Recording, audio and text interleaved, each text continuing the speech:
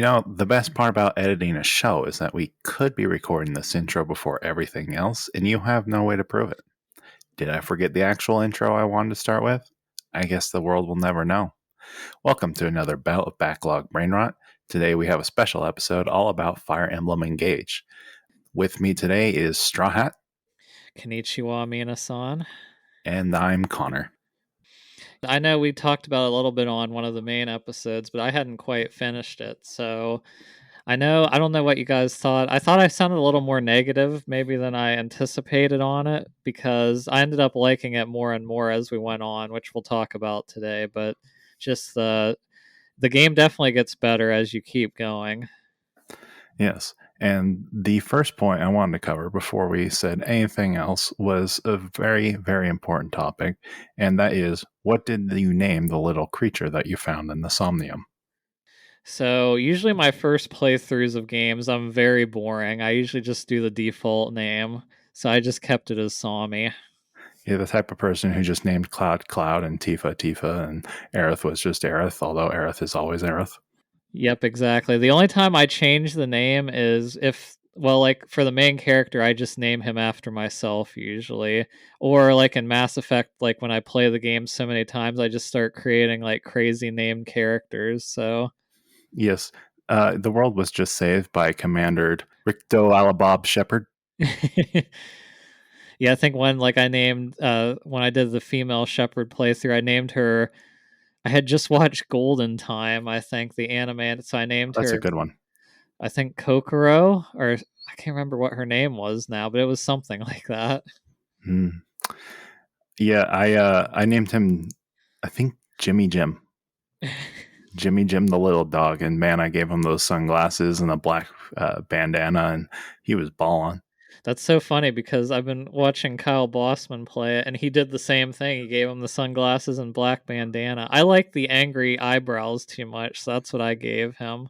Oh, those ones are good too, but I just love the way that stupid little thing would follow you all the way across the map, but he couldn't match your speed. So you would sprint to the other side to go hurry up and grab all the stuff, Yep. and then pause to think about something or check a text.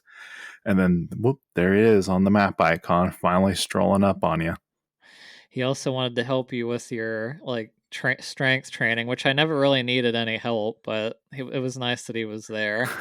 I love just seeing the have him help, and then he just sit there and do absolutely nothing. Times Yeah. helped 0. 0, yeah. He was helpful in the Wyvern game, though. He would shoot a bunch of stuff. Yeah, that game got stressful at times. I think I kind of stopped doing any of the little mini games at the halfway point, though. I know, me too, because it's like it was like, oh, I get these cool buffs, but then it's at one point I'm like, well, the main character really does not need any more buffs because he really wasn't the one giving me problems dying. It was other people. So Yeah. I feel like I've buried the plot on whatever we should have opened with, but that was more important. So, yeah, Fire Emblem Engage, great game, just came out. I think I might like it more. It's like second or third favorite Fire Emblem at this time, but that's kind of early for me. yeah, it's around that for me too. I would say it's probably third or fourth. We'll probably do a ranking after we play through all of them, but it's funny because like I had talked about in the episode, it reminds me a lot of Awakening and Fates both, which were the main 3DS games. It kind of takes like the best elements I would say from both of them because, well, best and worst I guess, because I still don't really love the weapons not breaking, but And we'll get to that. yeah, but like the map structure is so much like Awakening. It's funny. And then just the story kind of reminds me more of Fates in a way. Or yeah, Fates. Yeah, I just finished Fates for the first time, and it's definitely balanced and designed in the same core principles, but Hmm. they also went back and brought a lot of the classic elements that I think they needed to make Fates work. Because Fates is kind of rough going back to it. Lots of cool ideas, but not executed great. They really tried to capitalize on the coupling up, like, with Awakening and with, like, the children and all that stuff, but they kinda went way overboard on it with Fates because they just saw how successful Awakening was, and they unfortunately kind of ran it into the ground because since then they've really stepped back from doing that, so Yeah. And then Three Houses tried to simplify in a way that got a little too bland. Like yeah. they brought back a lot of classic elements, but they didn't really bring them back in a way that was very interesting. It still worked, but Mhm. there was a lot of things that they could have done but didn't.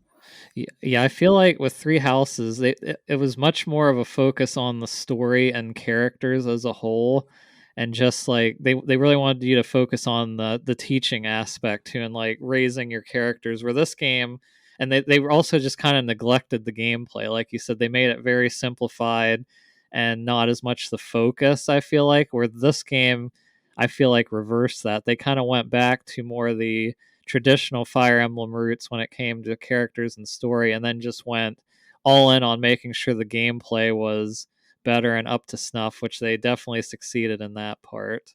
Yeah. I think a big thing of it with Three Houses is that they gave you so much flexibility with the armies that you could design Mhm. that they kind of didn't know what missions to create because they had no idea what you would have. Like I was sitting there with all the male all the male units were berserkers and all the female units were assassins. Balance. Or you just let Lysithea go nuke and just kill everybody because if you give her that special wand that lets her cast from 2 spaces away, good luck stopping her.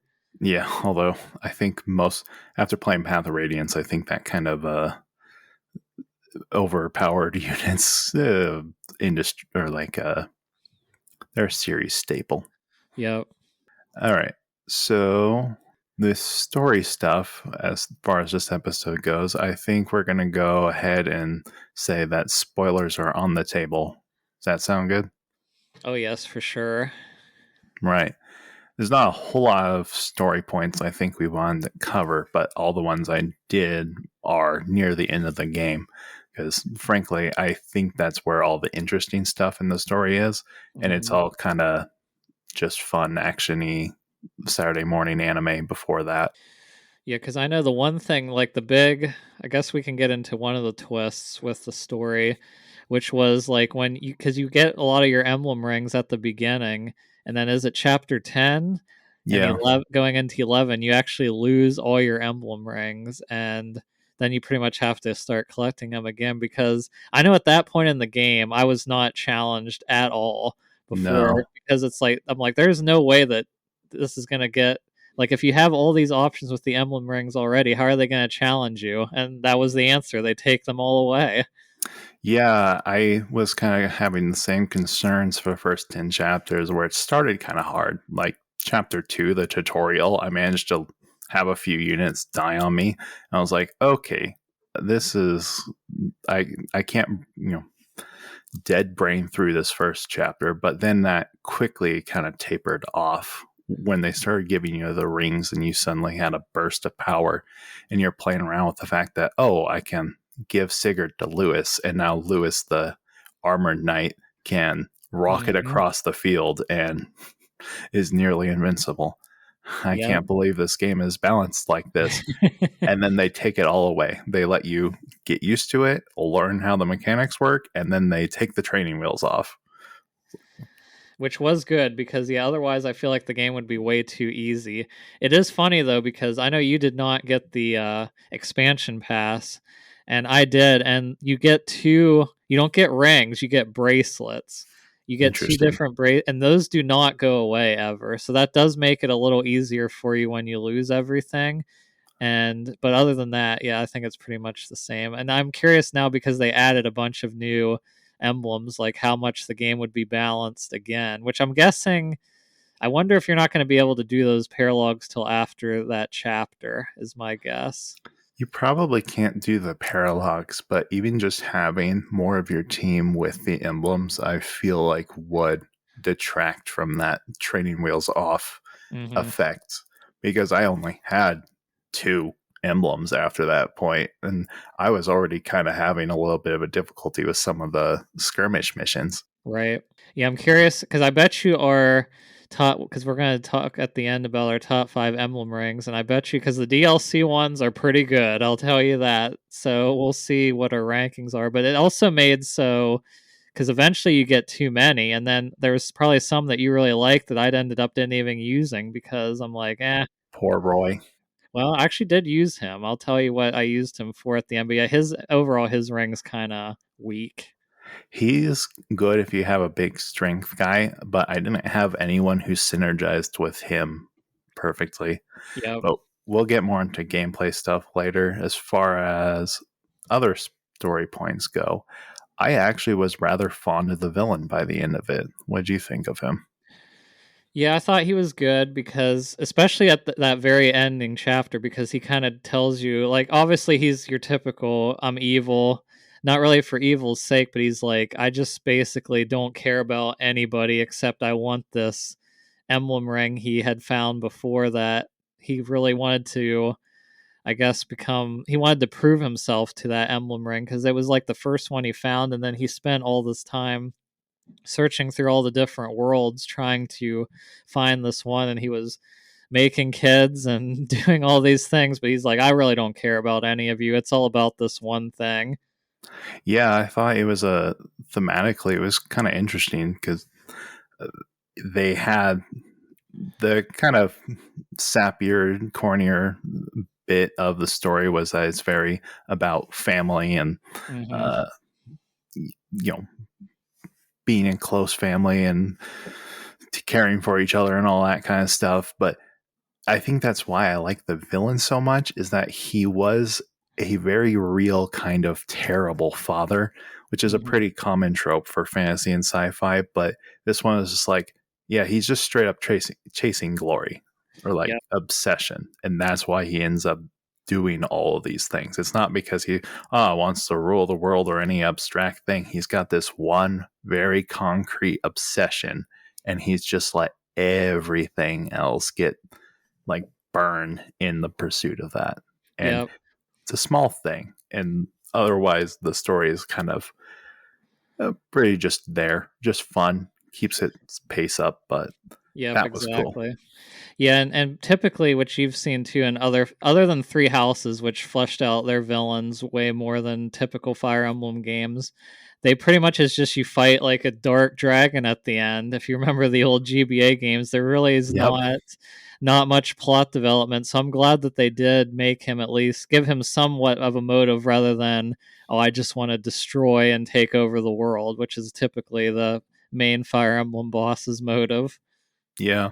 And then the four hounds that were kind of Yes. his underlings, I thought were great as well. You had the two that kind of end up turning to your side, and then they have the two that you actually have to kill at the end. And they had Mhm. that scene there with the two where that Yep. got to their backstories and motivations, and I thought it was a really well done scene. I know, I was very impressed with the 4 hounds because that is once again another Fire Emblem tradition where, like, these 4 baddies come out. Because if you remember in the original Fire Emblem and GBA, and I think they do that in, Sacred Stones as well, but they always have, like, these 4 bosses that just are kinda like, "Hey, we're gonna we're gonna try to mess you up throughout the whole game," and then you always let them get away at the end, and because so you have to fight them, like, 10 times throughout the game. Oh yeah, I think of Path of Radiance. You had like the Black Knight, and then Yep. the there's like three other generals that you clash with through the whole course. Yep. I don't remember what was the one who liked Vale, was it what was I can't remember what his it's like the stoic knight type. Mavier. Yep. Which I knew he was gonna turn to your side. As soon as he was like entered the scene, I'm like, well, he seems because they're like, well, what do you want? He's like, I don't really want anything. Like, okay. He's just like, yeah, I just wanna take care of my surrogate daughter figure. Yep. Like, all right. And of course, the one of the major twists too is Vale. like having this different side to her, which I knew it was veiled under the whole time under the cloak. Like it was pretty obvious, but I didn't realize she was have like a different personality. I just thought that she was just tricking you or something. I actually didn't catch on to that very quickly. It didn't surprise me so much when it happened because I've played Yeah.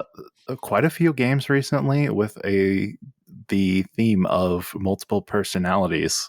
It's kind of a weird timing on that. And in fact, half of the games I played in January had that at least. Interesting. I was a very surprised one is that Mari dies. Like they kill her like outside of battle. I was not expecting that. Yeah, that was a bit unexpected. And on that same point, I've actually kind of liked how they handled the protagonist's death and resurrection. Mm-hmm. Yeah, that was good. And the thing is, I had completely forgotten about the thing that because the emblem rings kind of talk at one point in the story about. I think it's probably before chapter 10, isn't it? Where they're like, Yeah, "Hey, we could do this one thing," and everybody, some of the emblem rings are like, "Well, we don't really know yet." And then, of course, by the time he dies, he or she dies, I've completely forgot that that was even an option, really. yeah. I had remembered it given that the time span I beat the game was so much shorter.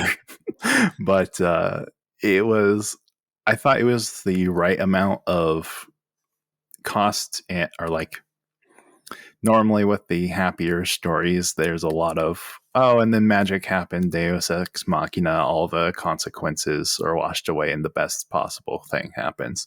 Hmm. But I thought there was a nice balance where it was still that kind of optimistic fun of the consequences, but there still were some to the fact that they were resurrected. Yeah, yeah, I always do like when there's consequences, like you said, not just, oh yeah, it's all everything worked out great. There's no ill effects from this, and it's like, oh no, there's got to be something. Yeah. The first part I liked though was like the fake out resurrection where she dies, or he, if you're playing male character, Alir dies the first time, and then she tells Vale, "Hey, why don't you just resurrect me as a zombie or the corrupted, as they're called?" Hmm. And she's like, "Wow, that doesn't sound great, but are you sure? Yeah, do it." So you get one mission where Alir comes back as a zombie and you kill all the things, and then she dies again. Yep. And everyone's like, oh, she's dead now because she corrupted herself to revive. And then it lasted 20 minutes. And then fire the emblems come in with Hmm. their true resurrection that turns her into an emblem as well. But then that also takes away emblems for the rest. Like, that's it. They all have to go away now when the war is over. Yep. It reminds me of something else, which I won't discuss. You probably, I mean, it's something I don't even want to say because it's going to spoil something majorly. But it's a series that I love that also does something similar with that at some point. Hmm. I guess I will find out someday. But yeah, and the other thing I want we've kind of touched on it a bit is with the last two. Is it what are their names? Is it Sophia and I don't Uh, remember exactly their names now, but what were they associated with? is it Zelphia? It's the one of the last two hounds, like their last conversation Oh, they have. yeah, that's that scene I was talking about at the end with them. I think it's Right. Zelfia, and then I can't remember the other guy, It but starts with Painboy, like yeah, it starts with a G or something. But yeah, I really like Grease. when they're like he's like, "Why did you help them at the end?" And she's like, "What?" Because she acted like, "Oh, I just wanted to right my wrongs that I've made in this world." And he's like, "Yeah, right. That's not why you did that. Don't tell me that stuff." And then she's just like, "Yeah, I just really was mad because he didn't want to have a child with me, so that's what he gets." I'm like, "Whoa, I did not Yeah, get that." I was surprised by that. And I was like, oh my gosh, they're capable of some really good character writing. Hmm. Why couldn't they do it this whole game? I know. Just love that line. I forgot what was it that she said? It was something like, I just don't like the fact that I'm dying here and he's still out there. It's like, I oh, know, that was great. I'm like, that's the makings of a great villain there, because it's like, yeah, you're not. I'm glad she didn't like totally just be like, oh, I had to change a heart at the end. No, she did it out of selfish reasons, which makes it even better. pure spite. Addie would be proud. But it was funny that she told the party, oh, yeah, it's, I had a change of heart. You guys can do it. And nope, that was a lie. That was And awesome. and the funny thing is, of course, they're all a bunch of suckers. They're like, oh yes, good always wins, and they didn't even question her. Yeah. Yeah. I think there was still some truth to it, but yeah, I Hmm. love the nuance of that scene. Wish the rest of the game was like that. I know, that was definitely one of the shining moments in the story for sure. Yeah. So I guess we'll bookend this section with the hair. Did the hair feel justified by the end? It did. I did kind of feel bad for making fun of it the whole time, but because I'm like, oh, it makes so much sense because the blue hair is from the Divine Dragon, and of course, most main characters in Fire Emblem have blue hair of the lords, and then the red hairs because they were an actual child of the Dark Dragon, so that's why there's a mix and there's a changeover. Yeah, that was kind of fun. And I loved seeing how it changed every time you engaged with a different emblem through the whole course of the Hmm. game. And I personally, the Colgate Chan look grew on me even before the game came out. I was just like, yeah, I don't care if this looks kind of doofy. I love it. It does fit the overall tone of the game, but it does still look really dumb, I will say, even though it did grow on me more by the end. Perfectly understandable, but also rejected. Uh, all right. So for the gameplay side of things, this is where I really was really digging this game and where I probably have the most talking points, but they're also uh, could verge on me rambling for 2 hours or me forgetting all my little things I want to talk about. So let's go ahead and start with what were your tactical impressions of the game? It's definitely the best Fire Emblem game gameplay wise. I feel like it's the perfect progression because, and I keep saying this, but just feel like going from three houses to engage gameplay wise is like Dragon Ball to Dragon Ball Z. Like just with, even though because I personally I do like Dragon Ball more than Dragon Ball Z, but the fights and the flash, of course, remind me of that because it's just everything gets pushed to 11 if you Yeah, compare the combat encounters in Three Houses and Engage. But the biggest thing for me is the break and combo mechanics that they add to the game change it so much because so if the weapon triangle's back and if in you full like, force this oh yeah, time. in full force, they actually expand on it with mages and tomes and everything else because they add martial artists. But if you break a weapon, then that enemy cannot attack for like one turn at least. And then so you could take a cheap shot at him pretty much with a weaker unit that would normally die if they would get attacked by one of those units. And then the other thing is the combos. So like units can, if they're close to each other, they'll just combo attack you. So even if you don't take damage from the main attacker, if a boss or somebody is like close by, they're gonna get to attack with that enemy. And those two things just change so much because this is probably the only Fire Emblem game where I was almost more worried about the regular enemies surrounding me than I was the bosses attacking because the enemies, if they surround you, you get like 15 enemies, you're in trouble because they're just going to all attack one unit and they're just going to keep growing and growing and growing. Yeah, the aggression of enemies in this game, including the bosses, was a complete change up. That to me, apart from any of those systems changes, the real change was the aggression of enemies. There is no static bosses in this game, or at least there's only one or two.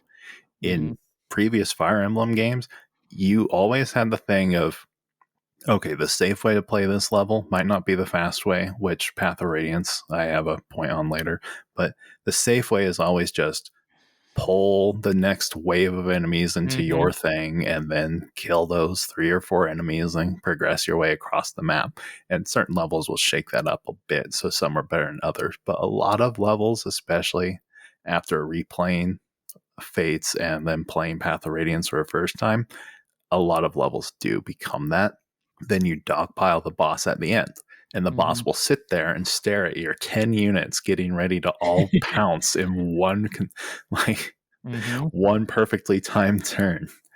And this one, that's not allowed to happen because you might start doing that and get one of the bosses, and then every other boss on the map will suddenly get triggered and go, haha, it's time to swarm them now. And so all the enemies that you were dancing around all go on you at once.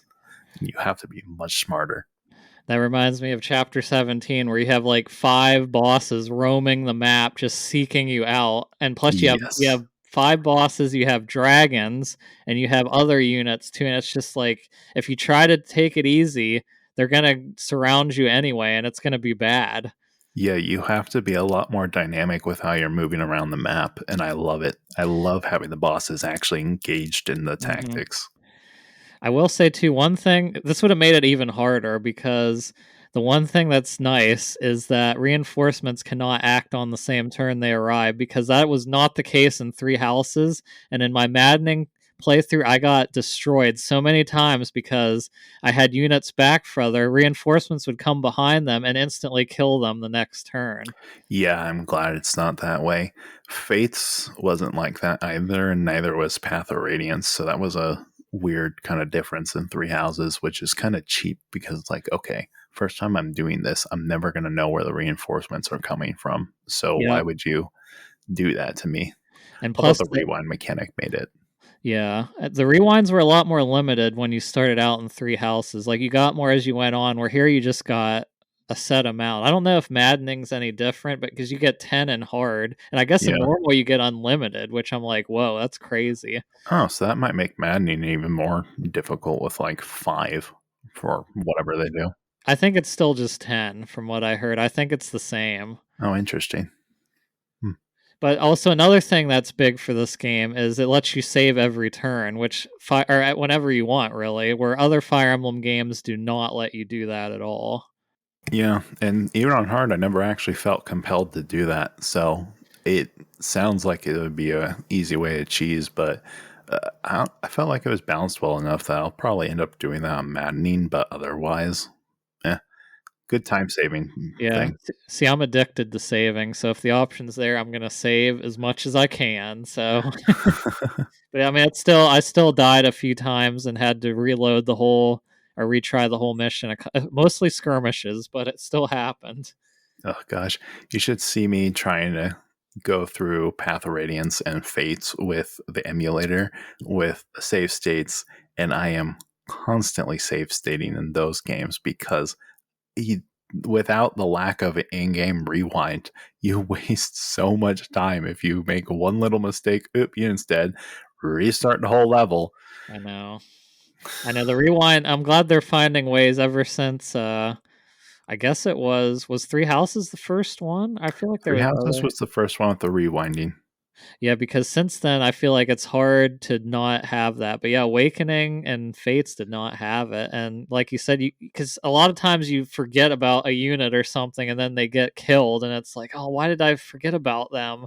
Or you literally just accidentally misinput something instead of pairing up the unit, it gets left behind and heals the dude. Or whoops, I accidentally tanked with an axe instead of a lance. It's like, Yeah.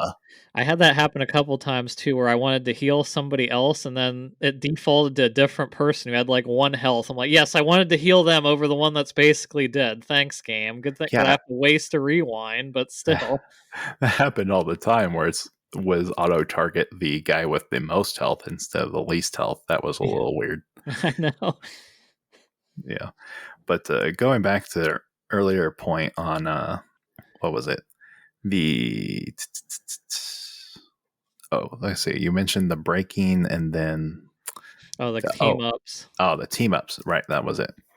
So that's one of the things I liked from Fates, which was introduced in the Awakening era of the series, which is, yes, if your units are next to each other, they'll participate with each other in battles.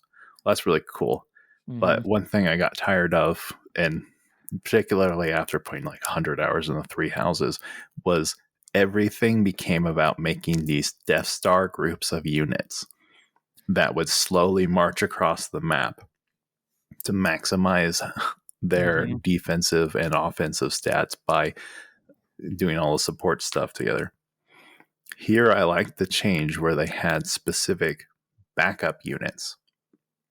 So only certain units could participate in combat in that way. And they didn't have to be adjacent to the person they were helping. They had to be adjacent to the enemy being targeted, which was great. In fact, they Hmm. didn't even have to be adjacent. It's just in range with one of their weapons. Yeah, that was, I know, the big problem in Awakening. I don't remember if Fates has it too, but the pair up mechanic was like one of the new things in Awakening where you basically combine two units into one. And the thing, it was, you pretty much had to do that in the harder playthroughs to be able to survive. But the only thing I didn't like about it was you pretty much removed one of the units. Like you would never see them really do anything because they're just paired to Yeah. the other unit. So I was glad that this was definitely a lot better because it worked good for Awakening, but I'm glad they really didn't stick with it after that. Yeah. Fates did it in an interesting way. Well, I thought better than I remember from Awakening, but it could just be bad memories because it was a long time ago. Where Fates had it either you pair up for more of a defensive passive bonus, or you just have them adjacent and they'll participate with each other to do more damage.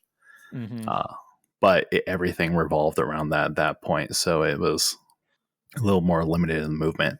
Whereas here, I felt very content having some units operate entirely solo and just moving units all over the map where I'd have like Clara's ICBMing that unit way over there and then doing all these hit and run tactics with that. And then when I was in an actual engagement, maybe in like the center of the map, my units weren't necessarily next to each other. They were more precisely blocking off and controlling the zone. Hmm. Yeah, because I know for me, like, I would forget about it too because it doesn't always figure. I don't even know if it does at all figure in your initial damage when you attack the unit. And then I'm like, oh yeah, I forgot. Usually Botcheron or Lapis would like jump in and do some damage and like either get the kill or add much needed damage. I'll be like, oh yeah, why didn't it add that in the figures? I would have remembered to, I wouldn't have been so scared to attack. Yeah, it was there. I think if you had like simple menus, it might have been a little hard to see. I always, for whatever reason, I'd see it and just not process what it was until like halfway through the game. Maybe that's what maybe I just didn't, I would forget about it every single time for Yeah, sure. Like I'd be like, "Oh yeah, I forgot that that's a thing." yeah. I think part of it is that in Fates, your unit, your supporting unit would do like full damage when they did that. Mhm. This one, there's like a cap damage, and it seems to be based more on the attacking unit than the supporters. So there was a lot more limiting with that, which worked great in encouraging it to happen when you needed that little extra, but it also avoided the situation where you would go to attack an enemy and they're all in their own Death Star, and so they all murder you because they're all Mhm. getting full damage. Yeah, because there's a lot of times where like especially like a knight like Lewis or oh, what was her name? The other knight would like they would barely take any damage from just like an initial attack, but then when they combo with a archer or something, they're doing like 7 damage. It's like, "What?" Yeah. So I really like that. And then the other little change that made a big difference for me was the base movement speed was 4 tiles in this one, which is down from Fates where it was like 5, and even down from Path of Radiance where it was like 6.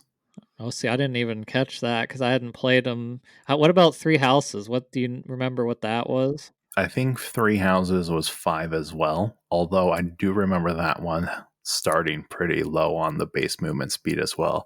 But that Mhm. difference from 5 to 4, I think, is really significant because if you think of it in terms of like the math, now if you have a lineup of even 3 units in an open field, they are pretty well defended from being wrapped around by a lot of units Yep. because they just can't make the speed to get all the way around. So now you have the ability to defend a group of squishies behind the front line with only 3 units.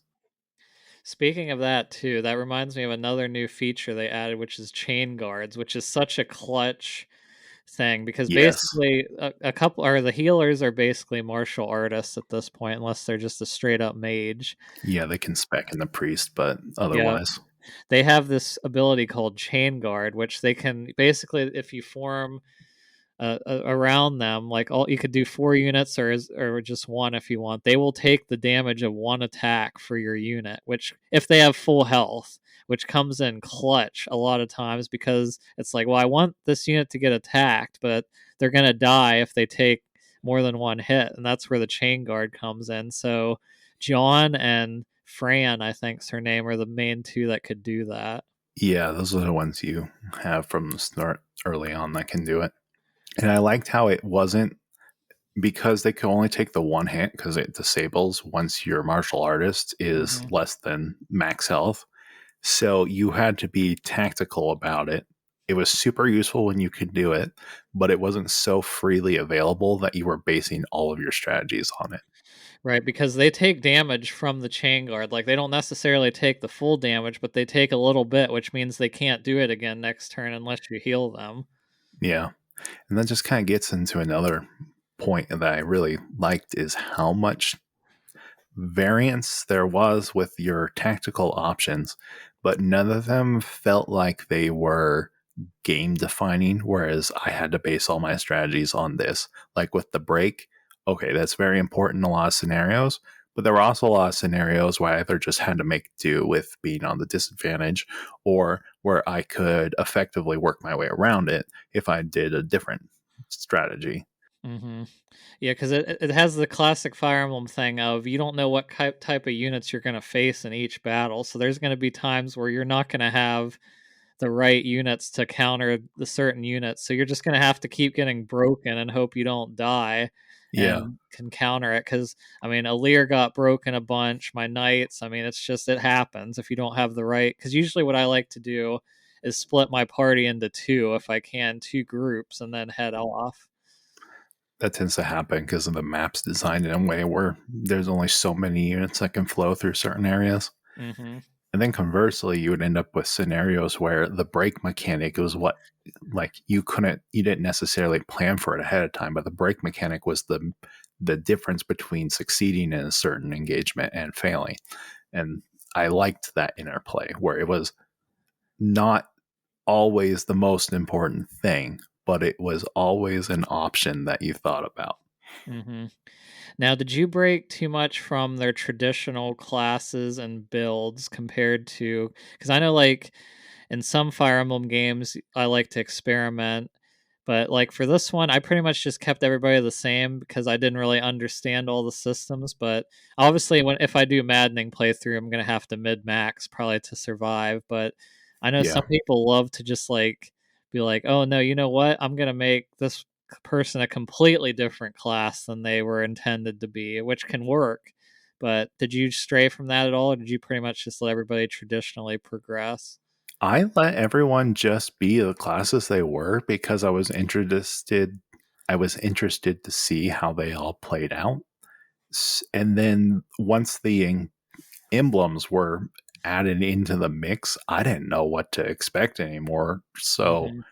I didn't feel the need to reclass anyone because if I wanted to give them a new defining characteristic for their build, I just pair them with certain emblem ring, and now I basically have created a new class.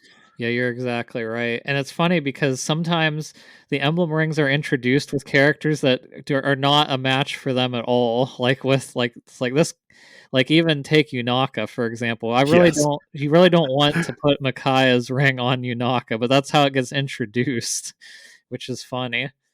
It's kind of the same with Diamant and Roy. Like I did not want I wanted Ike on Diamant instead of Roy, so I did not really use Roy that much on him. Yeah, I had a few funny pairings, but we'll get to that when we go over our final unit lists. I think the only other gameplay thing I had a particular point on was the weapon breaking or Yes. lack thereof here.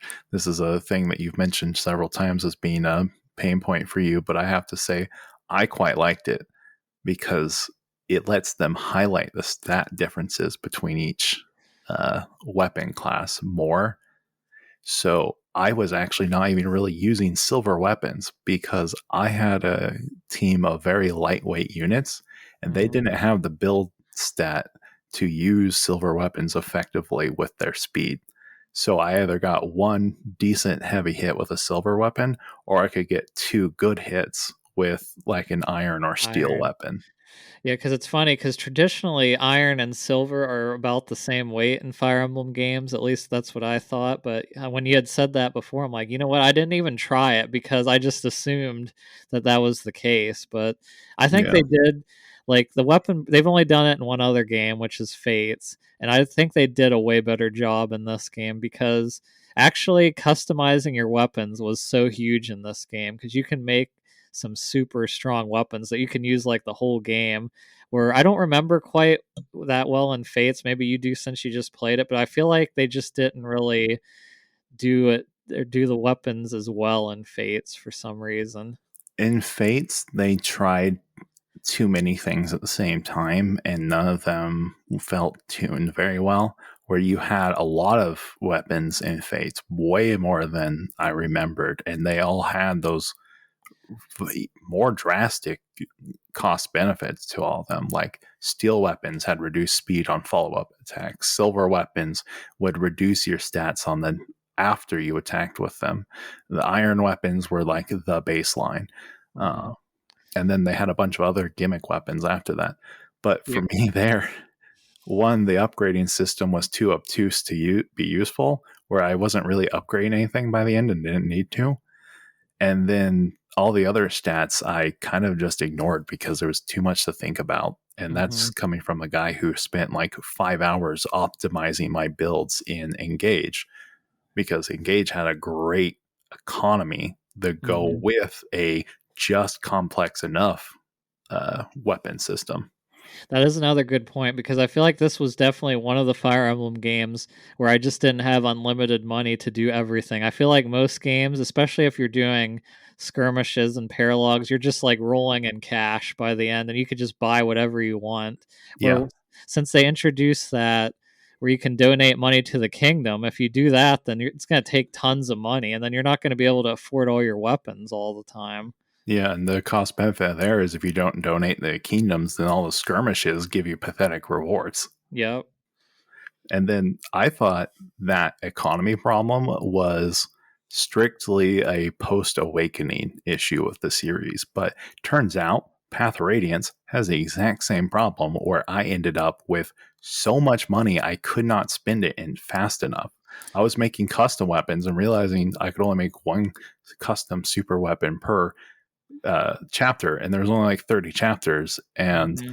I didn't need them half the time. So I was just sitting there on like 10,000, 100,000 gold or whatever at the end. I was like, okay. Yep, exactly. Here I was starved. I could not get enough money for anything. And then every time I would think I'd have enough, I'd be like, all right, I'm going to upgrade everybody's weapons. And then I'm like, oh, I have no money left. Yeah, I will upgrade one or two weapons, whatever will make the biggest difference for the next chapter. And that was Hmm. great.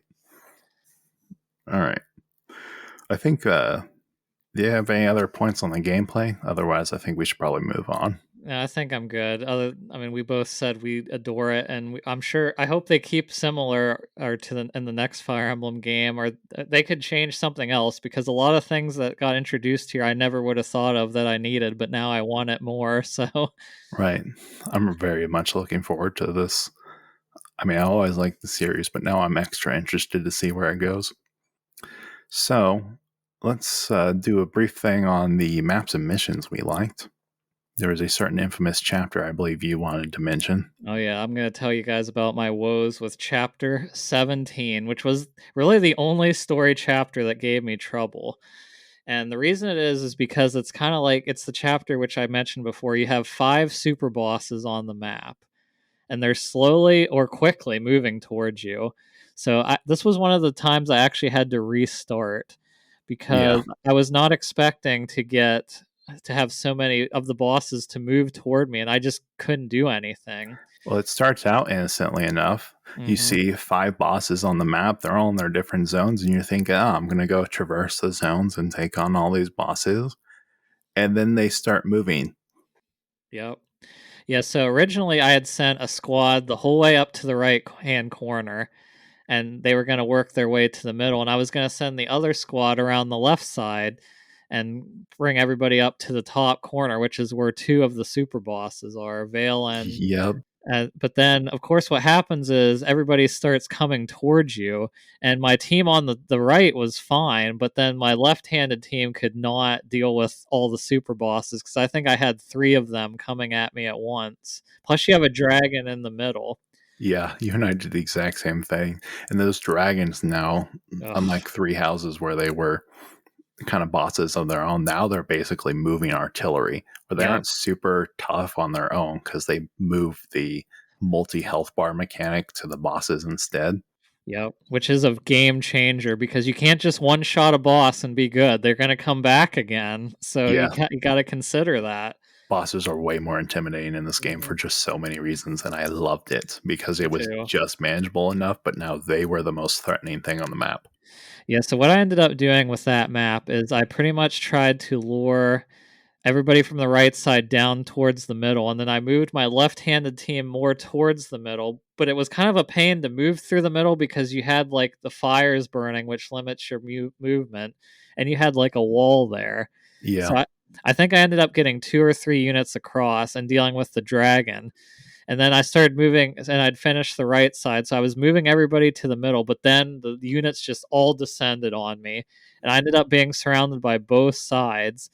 And for a while, I could not figure out how to do that. I'm like, I'm gonna have to restart. It was funny because I stopped playing for the day, and the whole night I was thinking about how can I get out of this? How I can't deal with Yep. this because there's too many units, and I can't deal with the bosses. Because actually, you had 6 bosses because you had Yep. the revived king from of Ivy's dad, Yeah, 3 of and them were at the very top, 2 in yep. the bottom left, well, 1 in the middle left, 1 in the bottom left, and 1 in the top right. So how I ended up getting out of it is what's her name? The axe wield, the general forehound Muriel or something, Yeah, something or like that. Mari. I think it's Mari. Mari. But I was so scared of her, which I really didn't need to be because she's probably the least threatening of all the bosses. So Javier was the threatening one for me. yeah, I know. So pretty because I had tried to deal with everybody else, but then near the bottom they'd come up and get me. So how I did it is I just kept slowly pulling people back while keeping my strong units to take the brunt of the hits up front, and then I took Mari out and her units, and then I was able to get enough momentum to get up and do it. But what's her? One of the units I kept getting killed by the magic users, the goth axe girl, because she's really strong, but she has no Oh, yeah, her. resistance. So, but I had to do so many different movements, and when I finally got it, I was like, okay, that was pretty awesome. But it was very stressful. If the rest of the game's like this, I'm gonna be having gray hair or it's falling out. But thankfully, there's really not that many more challenging chapters compared to this. I feel like. Yeah, although there are a lot of exciting chapters Oh still, yeah, but the I last one was good. Oh, go ahead. I was going to say it's funny that you stuck with the bottom half of the map strategy for the chapter 17 cuz I went even harder on my original plan and decided, you know what? If they're going to rush me on the bottom side of the map, I'm going to rush the top side of the map. So Mm, I abandoned the bottom left corner, went everyone on the right, and flooded into after taking out Grease, I flooded into the dragon zone, took him out, and then started skirmishing people there. And there was a patch of woods that mm-hmm. I based my strategy in and just met that top group head on and just tried to stick it out while then Mavier and the other chick then slowly came up to Mm-hmm. meet me. Yeah, that's funny because I did it. That middle ground is where I ended up too, but I think I was down more before I could finally move up and take over it. So I really never even went to any of the top of the map at all. Like everything happened in that middle grass area for me. Yeah, it's nice to hear that, you know, It's always good in a tactics game that multiple people are coming up with different strategies Yeah, to different solve it. strategies. Yeah, that was like I said, other than the last chapter, which we can talk about at the end, was fun because just it was just like a mad rush to try to do as much damage as possible to the main dragon. But yeah, other Yeah. than that, of course, there's the infamous. I saw Ryochi really did not like the map with the winds that would blow you back. Oh, the avalanches. Yeah. Loved that. That was so funny to me. Well, it's funny, like it was kind of annoying for me at times, but it's because I kept forgetting which turn that it would actually blow. Because I'd be like, "All right, I still have another turn before it does it," and then nope, it was that turn, and I did that a few times. I'm like, "All right, I need to start paying attention to how many turns it tells me." Yeah. I'm pretty sure if you had the enemy attack zones on, it would just show you. Like if you saw the entire lane highlighted, then you need Mhm. to get out of the lane or Yeah, find cover. yeah. See, I figured that out, but it was near the end, so I had it a couple times where it blew my units back. I'm just like, ugh. But I pretty much kept all my units in their 3 spaces. The only at the end, of course, I had them all converge to the middle, and there was only a couple units. I think I had one that was stranded up top and one at the bottom, but the rest of them I did manage to bring to the Yeah. middle to deal with fake Alir. Yeah. So other than that, I thought a lot of the missions in the last half of the game were really cool. My favorite was chapter 13, the shipping yard. Is that the one I'm trying to remember? Are you So on the ship or no, it's you're in the desert area still, and Oh, yeah, it's yeah, the one yeah. where you get Tamara. Yep, I remember that one. Yeah, that was a fun one.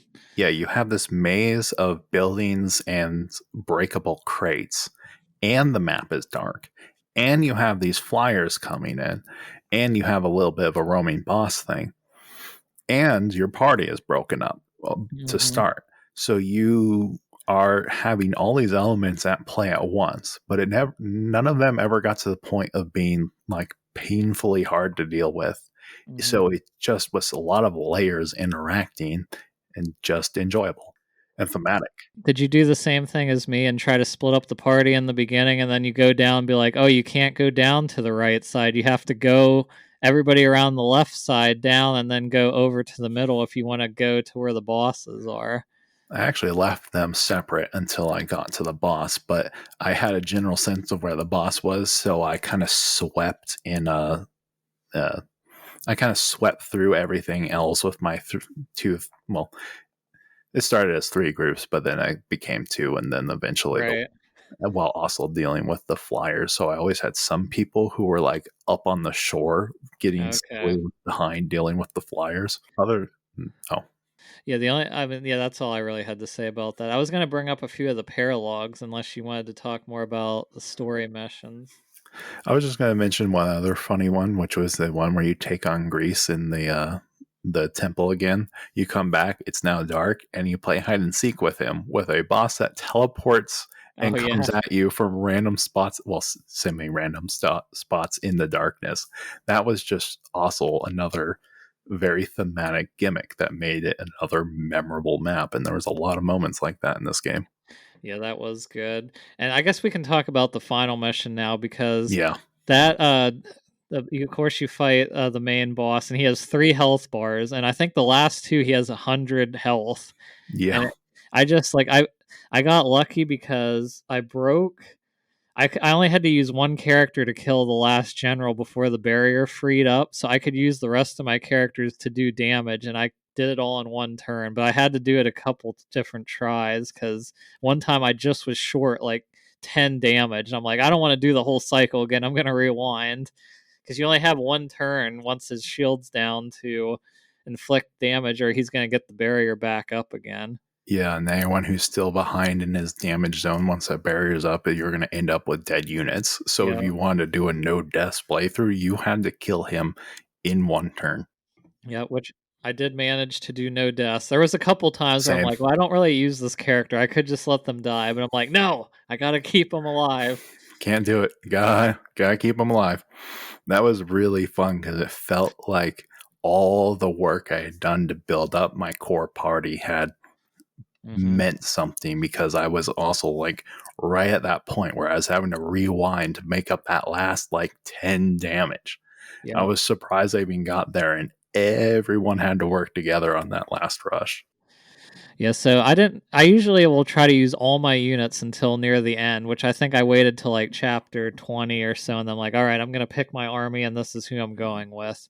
But were there any paralogs that stuck out to you? I know for me, Lynn's paralog was pretty tough because Lynn will snipe Yeah, you from clear across the map, and she'll pick on the weak units too, and I'm like, ah, that one was a standout for me because it was just so nostalgic as well. Because those yep. planes were where I started my Fire Emblem experience, so that was a great one. BioLS was cool too because you had the music from Three Houses, which I loved, and you pretty much just had to defend gems, which threw me off so many times because I'm like, oh no, this unit's gonna kill me next turn. They just go up and destroy something. I'm like, phew. Yeah, I thought Erica's was cool looking. That was a good one. Roy's was way harder than I thought. Like when I first started Roy's, I'm like, this is gonna be so easy, but I struggled with that one because I split my two units up and you almost can't handle it. Like because you get those flyer reinforcements all the time. Yeah, it was kind of fun with the paralogs, and it kind of made me realize, oh, I really like what they're doing now, and putting these old missions in with some small updates made me go, I really think that we are in a better place now with the mission design, even compared to the classics. I know because you probably caught it after since you played Path of Radiance later, but that Ike mission brought me back so much nostalgia because I'm like, this is just like really that first mission in Path of Radiance where you're kind of on your own. You have to defend the house and you have to Yeah, split your units into kind of like three different unit areas. I think that actually might have been the standout for me of the Engage paralogs, which I hadn't played Path of Radiance.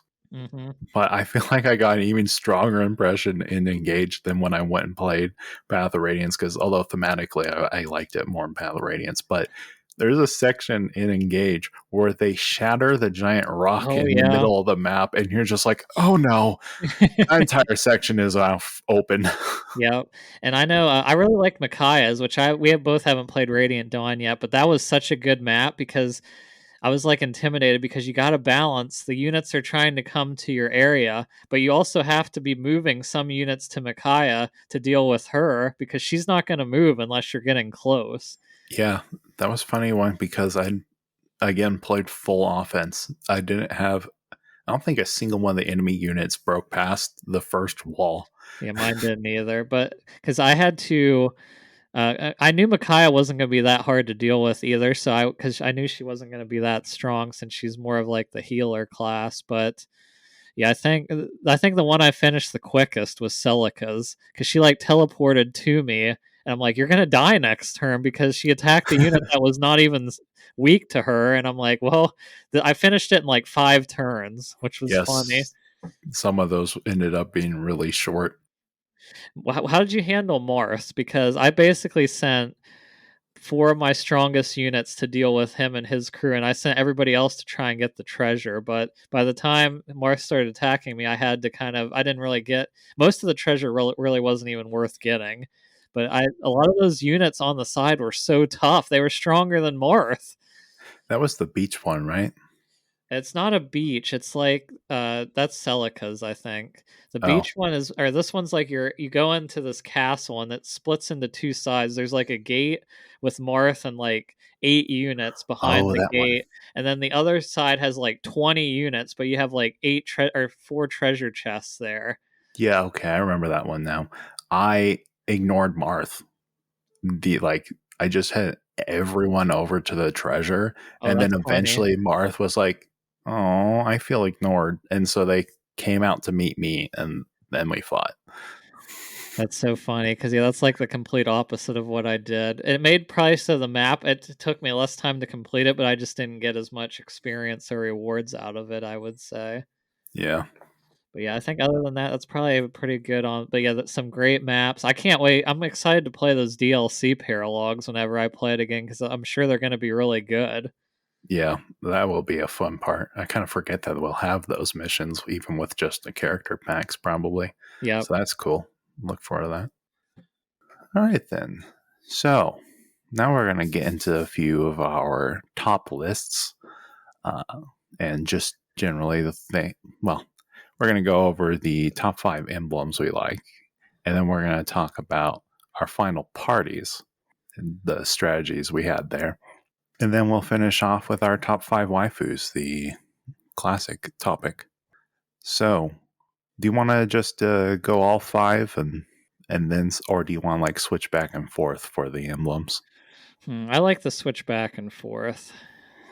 All right, I'll go ahead and start with my number 1 then, which was kind of a given for me, considering my history of the series of starting with Blazing Blade back when I was like 6 or 7. So my number 1 is Lynn. Interesting. Lens is really good because not only do you get the snipe from any area you want for the most part, I mean, it is limited, but the shadow clones are clutch because most They're of the time, so good. yeah, the enemies go for them. And then even if they don't hit them, they'll combo with you. So, Yeah, her kit is insane for my kind of play style. It's she has incredible offense, gives you so many offensive options, and it has a defensive option that isn't just tanking, which is perfect for all of my uh, critical hitting dodge units, as we'll see when we see my final party. Also, it's Lynn. She's great. Lynn is great.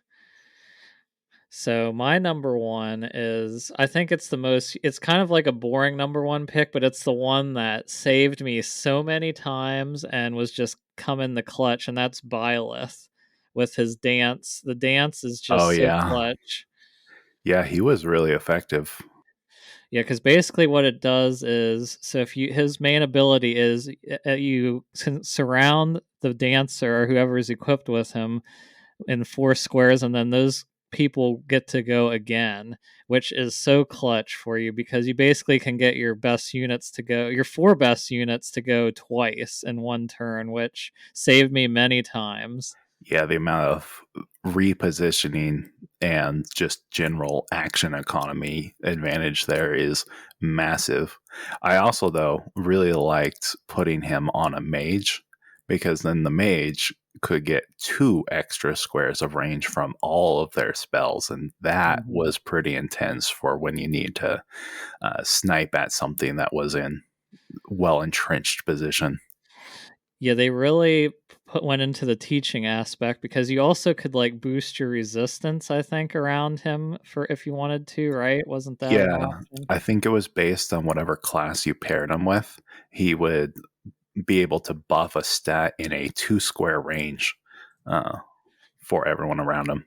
I actually almost never ended up using that though because I was already using him as kind of a artillery slash dancer. Hmm. Yeah, it's funny because I like never I really didn't attack with him very much whenever they were equipped with his ring. It was mainly just I'd save it for the dancing ability because it was so strong to do 4 units again. Yeah, and that again kind of highlights what I really liked about how they implement the emblems is that there was that kind of flexibility. Is I had him as an off artillery and you had him as a heavy support. Hmm. And on that, my next pick is Sigurd, which I didn't expect because I didn't know. I don't have any history with the character, being that he's from, was it the second game in the series? Hmm. Yep. Yeah, so none of those were translated yet. Oh, wait. I think he might be the third game. I think Oh yeah, Celica yeah, is the you're right. second. Yeah, Alm and Celica are the second one. Yeah, the third game we never got, and Yeah, the fourth game we never got, which is Leafs, I think. So yeah. But wow, Sigurd was the first one that made me go, geez, these can be powerful because he gives you a unit, was it 2 extra squares of movement in a mhm. low movement game. So that is an insane amount of boost, like 50% extra movement. I know, and I kind of took it for granted at the beginning because I'm just like, oh, Alfred, because I equipped him to Alfred at first too, when I first got him, and I'm like, oh, he just can move 2 spaces after each turn, but I'm like, no, I guess he can't. And then, like you said, with Louis and some of like those lower movement units, he's just so clutch. And I also saw one thing I definitely want to do in my next playthrough is I'm going to give a lot of people his ability Cantor. Yep. Which is what I was going to mention next is that they also use these emblems as a way to introduce old mechanics in a limited fashion. So they didn't have to be these global rules because it used in certain games in the series. I don't remember if Three Houses was like this. I know Fates doesn't, but Path of Radiance does. Is mounted units could move again up to the end of their unspent movement after their attack. And that really changes a lot of strategies in terms of the overall flow. But by making canter on specific units, it creates kind of a more interesting dynamic.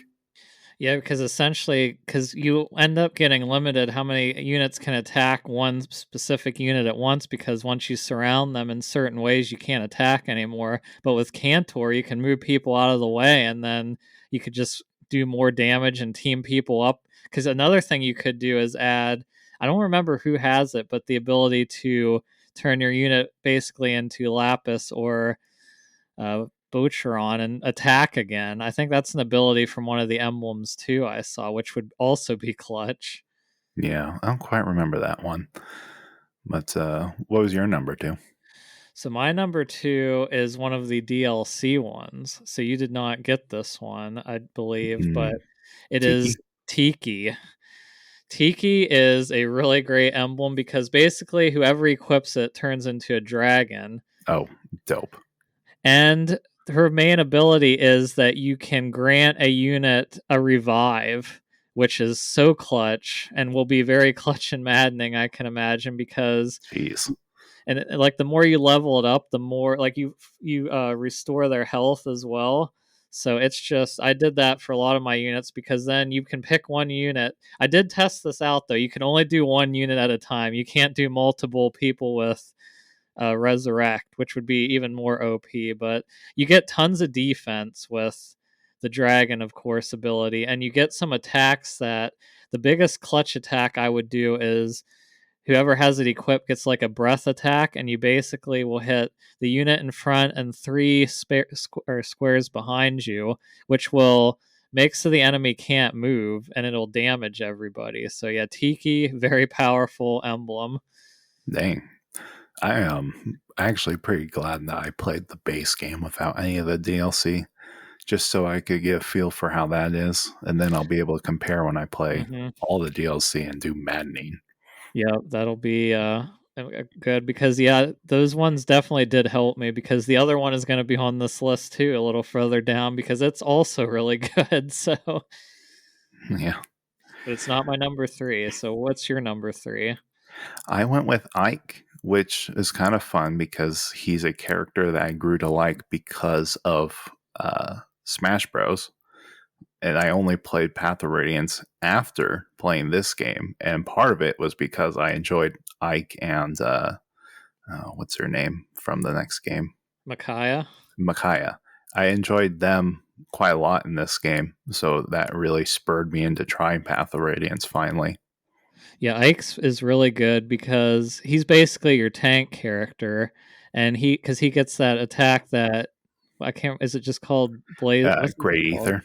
Great Aether, yeah, because that you basically cannot take or you can't do damage for a whole turn, and then everybody does damage to you, and then everybody in that a certain radius will get the damage the next turn, which feels so satisfying to do. Yeah, especially when that increased defense and resistance buff that it Yep. can gives your character so they can survive all that damage. It's got 2 range in a full radius, so that's massive if you just like send them off into the middle, whatever unit has them off into the middle of a group that you just barely survive. And it comes with a healing afterwards based on who you damage.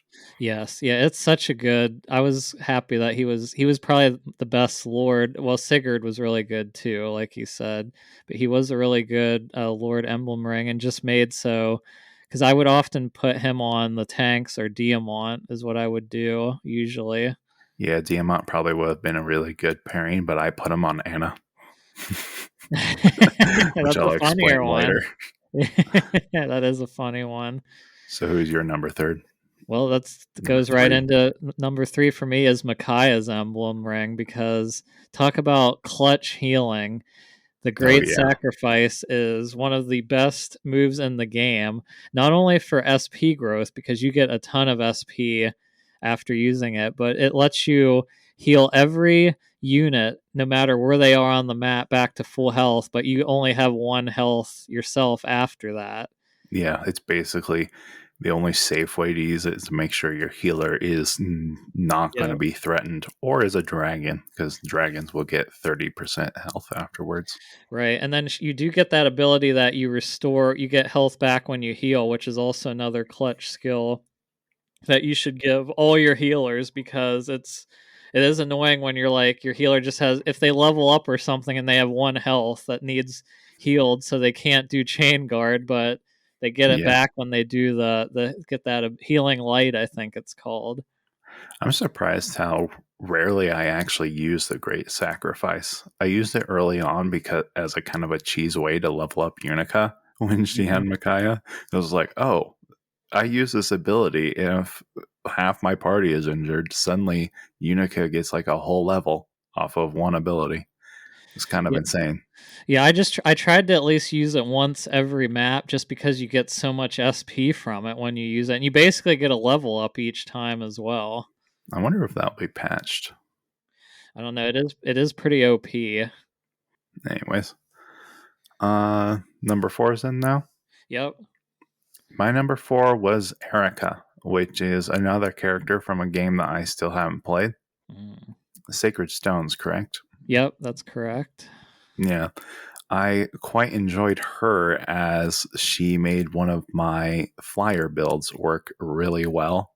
And she was generally versatile on the offense side of things with a lot of weapon options and a lot of nuke potential. Oh yeah, the twin attack can do so much damage depending on who you're fighting and what's going on with it. So Yes, she also had some pretty funny interactions with the person I put her on. Uh, and for the record, Ike also had some pretty great ones too. But just the nuke potential and just her general character, I ended up really liking. yeah, she would have definitely made my list if not for the DLC ones too, because she was really effective. And there's going to be a few that are going to get they're just going to miss the cut, because just like I had those 2 extra ones and they're both really good. Speaking of, my number 4 is Edelgard, or the 3 house characters, because you get Edelgard, Claude, and Dimitri. Yes, but Edelgard is clearly the best of the 3. She is the main person, even though I do prefer Claude. Edelgard, I could call her. That's what some people say. But yeah, Uh, there. If you want versatility, this emblem is pretty crazy, because you basically can manipulate the weapon triangle with them, since you have axes, bows, and spears. Because if you level them up enough, you'll get access to all 3. And then their main attack is the 3 houses attack, which uses all 3 weapons. So you're most likely going to break an enemy even with just one of the attacks. And one cool thing about this one too is, if you're next to Byleth, or the person who has Byleth equipped, you get a free action. So you can do your special and you get another attack after that if you're next to Byleth. that is interesting. That sounds like a variation then of Leaf, because I Yes, remember Leaf's core thing is that he also has the weapon matching. it does. It's pretty much a better version of Leafs, because I honestly did not like Leaf's emblem that much. It was okay, but I just didn't really use him as much as I guess I used this one, which I'll tell you, the character I paired with was basically a god when she got, because even like the main attack, or Claude's bow would just destroy enemies. Like you could one shot monsters with it. And then Dang. of course the flyers, like the dragon flyers and all of them, they're dead, Yeah, because but you it's could use an iron belt on flyers in this game and they'd die. that's very true. But yeah, it was definitely a very powerful emblem ring. So you're gonna have fun when the DLC, when you get, because plus we got a couple new ones that I'm sure will add even more to the mix and make it even more interesting. Yeah. I will say in Leaf's defense that if you pair him with a defensive unit, that reflexive switching he gets is pretty darn nice for defense. Nice. Yeah, I think I did pair him mostly with Jade, who was the knight I couldn't remember his name Yeah. before. All right. So my last then was Corrin.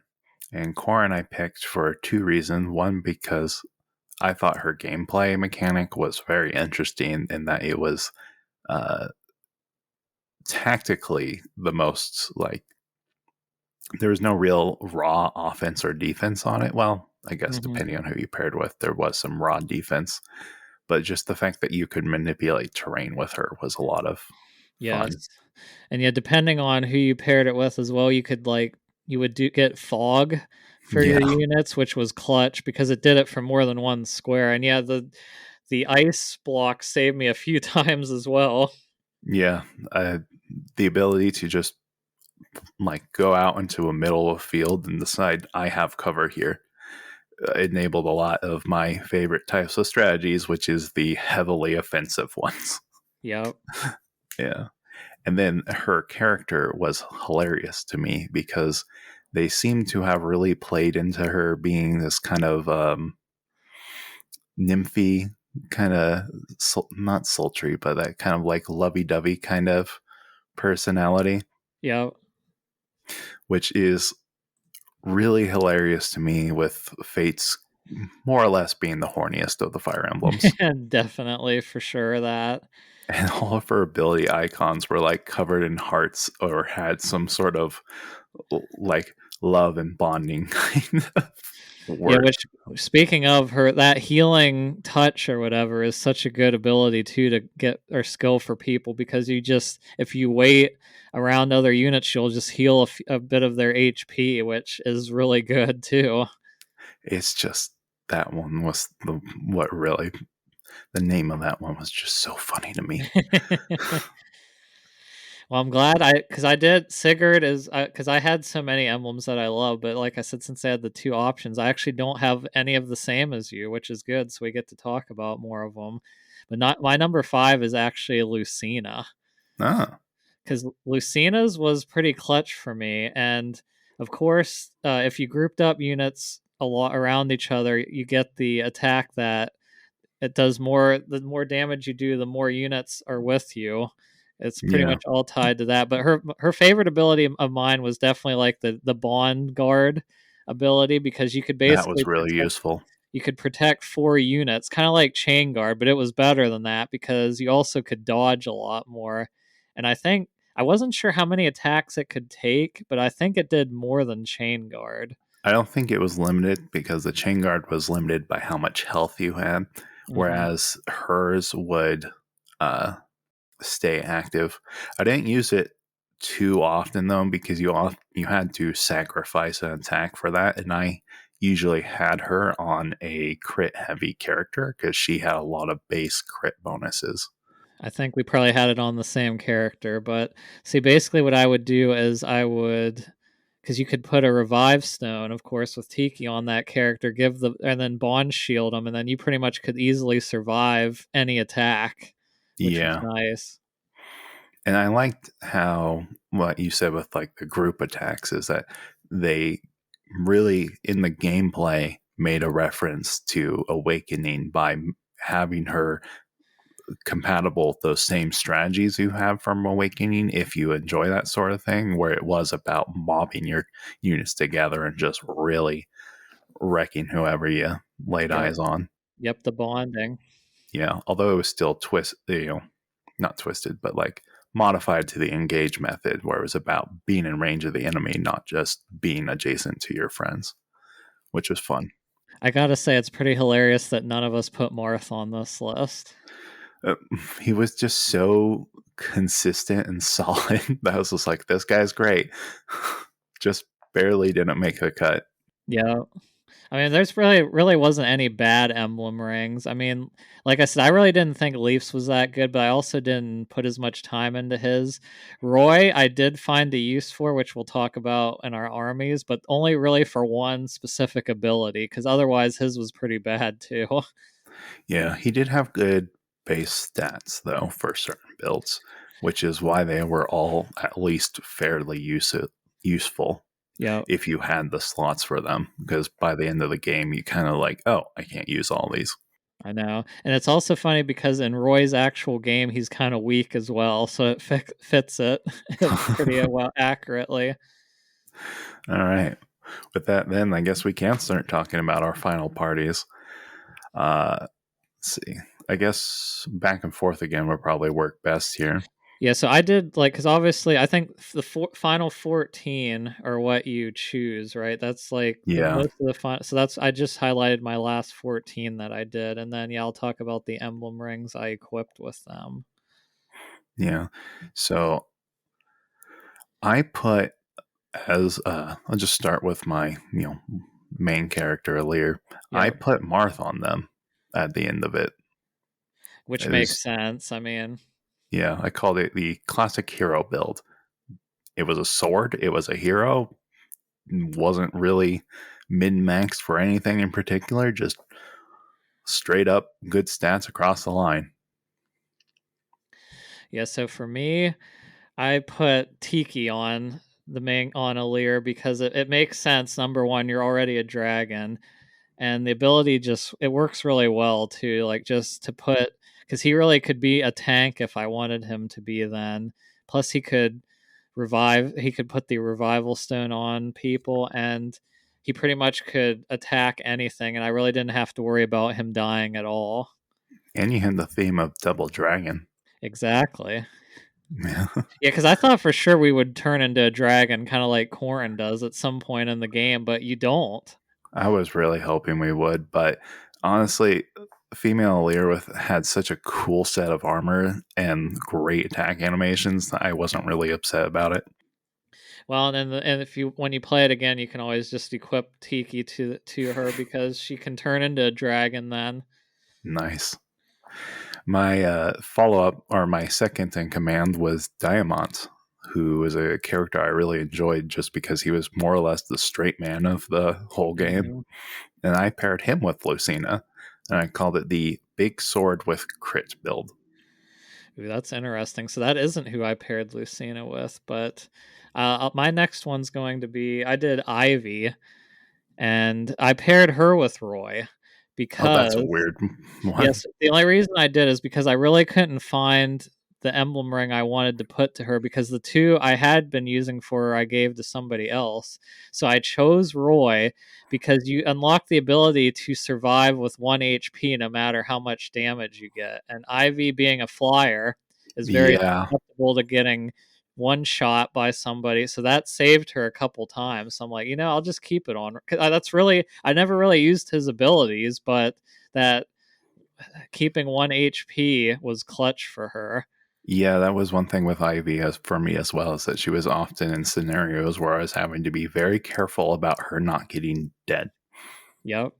And my third, fittingly, was also a flyer, but it was Chloe, and I paired her with Erica. I called them the ICBM duo because that's what they did. They flew the furthest of anyone. I'm pretty sure I even used boots on her to make her base movement Ooh. speed even higher.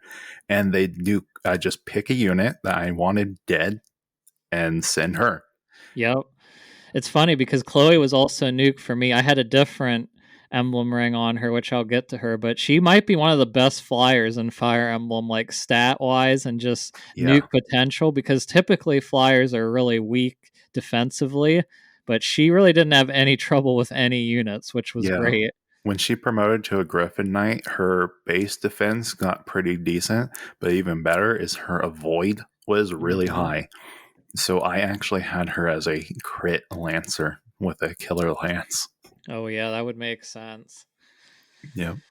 All right, so my number 3 unit was Lapis, who I had equipped with Lucina. So she was the one I put with Lucina because she had high crits as well. That's why I thought maybe you put Lucina I with. had a slightly different variation of that next, but But yeah, I've had her with Lucina because she just fit so well with it because she already had the swords. And then when you unlock the bow, it was actually clutch for her because sword, two space sword attacks are kind of rough unless Yeah. you could use 11 sword, but she really obviously didn't have good magic, and she was only proficient enough in axes to have a hand axe, which didn't really do much damage compared to a tomahawk. So the Parthithia, I think is the name of the bow, was so good for me at times with Lapis as well. Did you make Lapis a sword master or something else? I made her actually a hero. Ah, I made her a sword master. Yeah, I did make her one at first, but then I'm like, I already have. We already had a what's his name? He's not. He wasn't in my final party, but Ah, the other sword master. But I did get another general later on. But I just thought I liked the versatility with axes with her. But yes, she probably would have been a better sword master, like you said.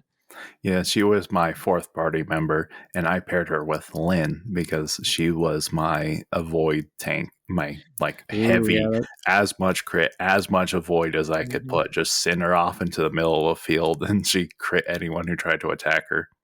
Yeah, that's a good combo. Yeah, because Lynn also gave her the ability to attack twice, no matter whose turn it was. She always went first twice, and she likely crit, so they were dead. And then the clones, and then the extra range, and then the bows. And she was probably the key of the party. Yeah, she was also my key as well. She was just such a good unit. You know, So my fourth unit was, I think his name is Seagal the dancer, because I like my, Seagal. yeah, I had him. I like the dancers, and I paired him with Corin, which is actually who he came with. But I just love. I usually don't actually start the dancers, but he was a pretty good dancer. I feel like because he also had the martial arts, and he paired so well with Corin that I'm like, well, I'll just keep him in the party because I love that extra turn. And then if you have the one with Byleth, it's like you could or you could dance for the one who had Byleth equipped and dance again. So you could Yeah. so that's what pretty much why I'm like dancing is so powerful, and that's why I'm like I have to have him in the party. All he could do was really dance, and then he would heal people because he had that uh, healing touch ability. So yeah, he was a clutch party member. It was very useful. I have him lower on my list, but I'll get to that. My fifth end on the lineup was Fram, and that's the one I paired with Byleth. So I called her the Mortars and Band-Aids build. That's interesting because I did uh, put Byleth with her brother at some point, but I didn't. He didn't make my final party, so I didn't have him as that. But yeah, I could see that. Fram did not make my final party either, but yeah, that would be a good for the healer to have that because mine healer did also have Byleth, but Yeah, I ended up not doing a whole lot of mages until later in the game, and by then I made Fram a kind of off mage. She starts as just a healer, and so I promoted her into a priest. she actually gets like really. Oh, see, took her down the martial arts path because she gets really good strength growth. Actually, she can take down units. Like I started sending her out at one point because she could do some damage. Yeah, I probably should have paid more attention to people's growth rates early on because I ended up with a lot of things where I was like, oh, I should not have put this or tried this with this character, like giving Etty a magic bow when she literally had zero magic stat. That's funny. All right, so yeah, my number five was I don't know if I can say his name right. It's the Prince Frigado from the like he was like the knight with the bow, Trying to remember Figaro or something. Fagado or Frigado, Fragado. I can't remember. something But like that. But yeah, I had him and I paired him with Sigurd. Or mm, actually, did I? No, I don't. I gotta think now. I think yeah, I did pair him with Sigurd because it's funny because I did like you mentioned put him with Lewis as well, but with him as the bow knight, I could get so much range and I could move out of the way once yeah, I like would do attacks. So he was pretty much like a nuke at the end too because he also I gave him the ability to always vantage.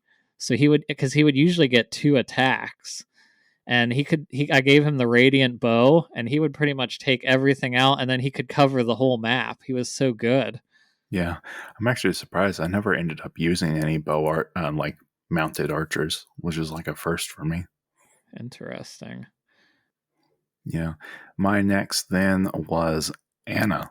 And she is one of the builds I probably shouldn't have done, but did anyways. She and Ike were my tank and executioner. That is so funny because she's like the smallest character in the game too, with like the biggest Ike. Yeah, and I promoted her into the. It wasn't general. It was there was two things you could go from. Oh, Berserker. There was Berserker, and then the other one. I picked the other one that had the like swords or lances available Hmm. Yeah, because yeah, I wanted that extra defense.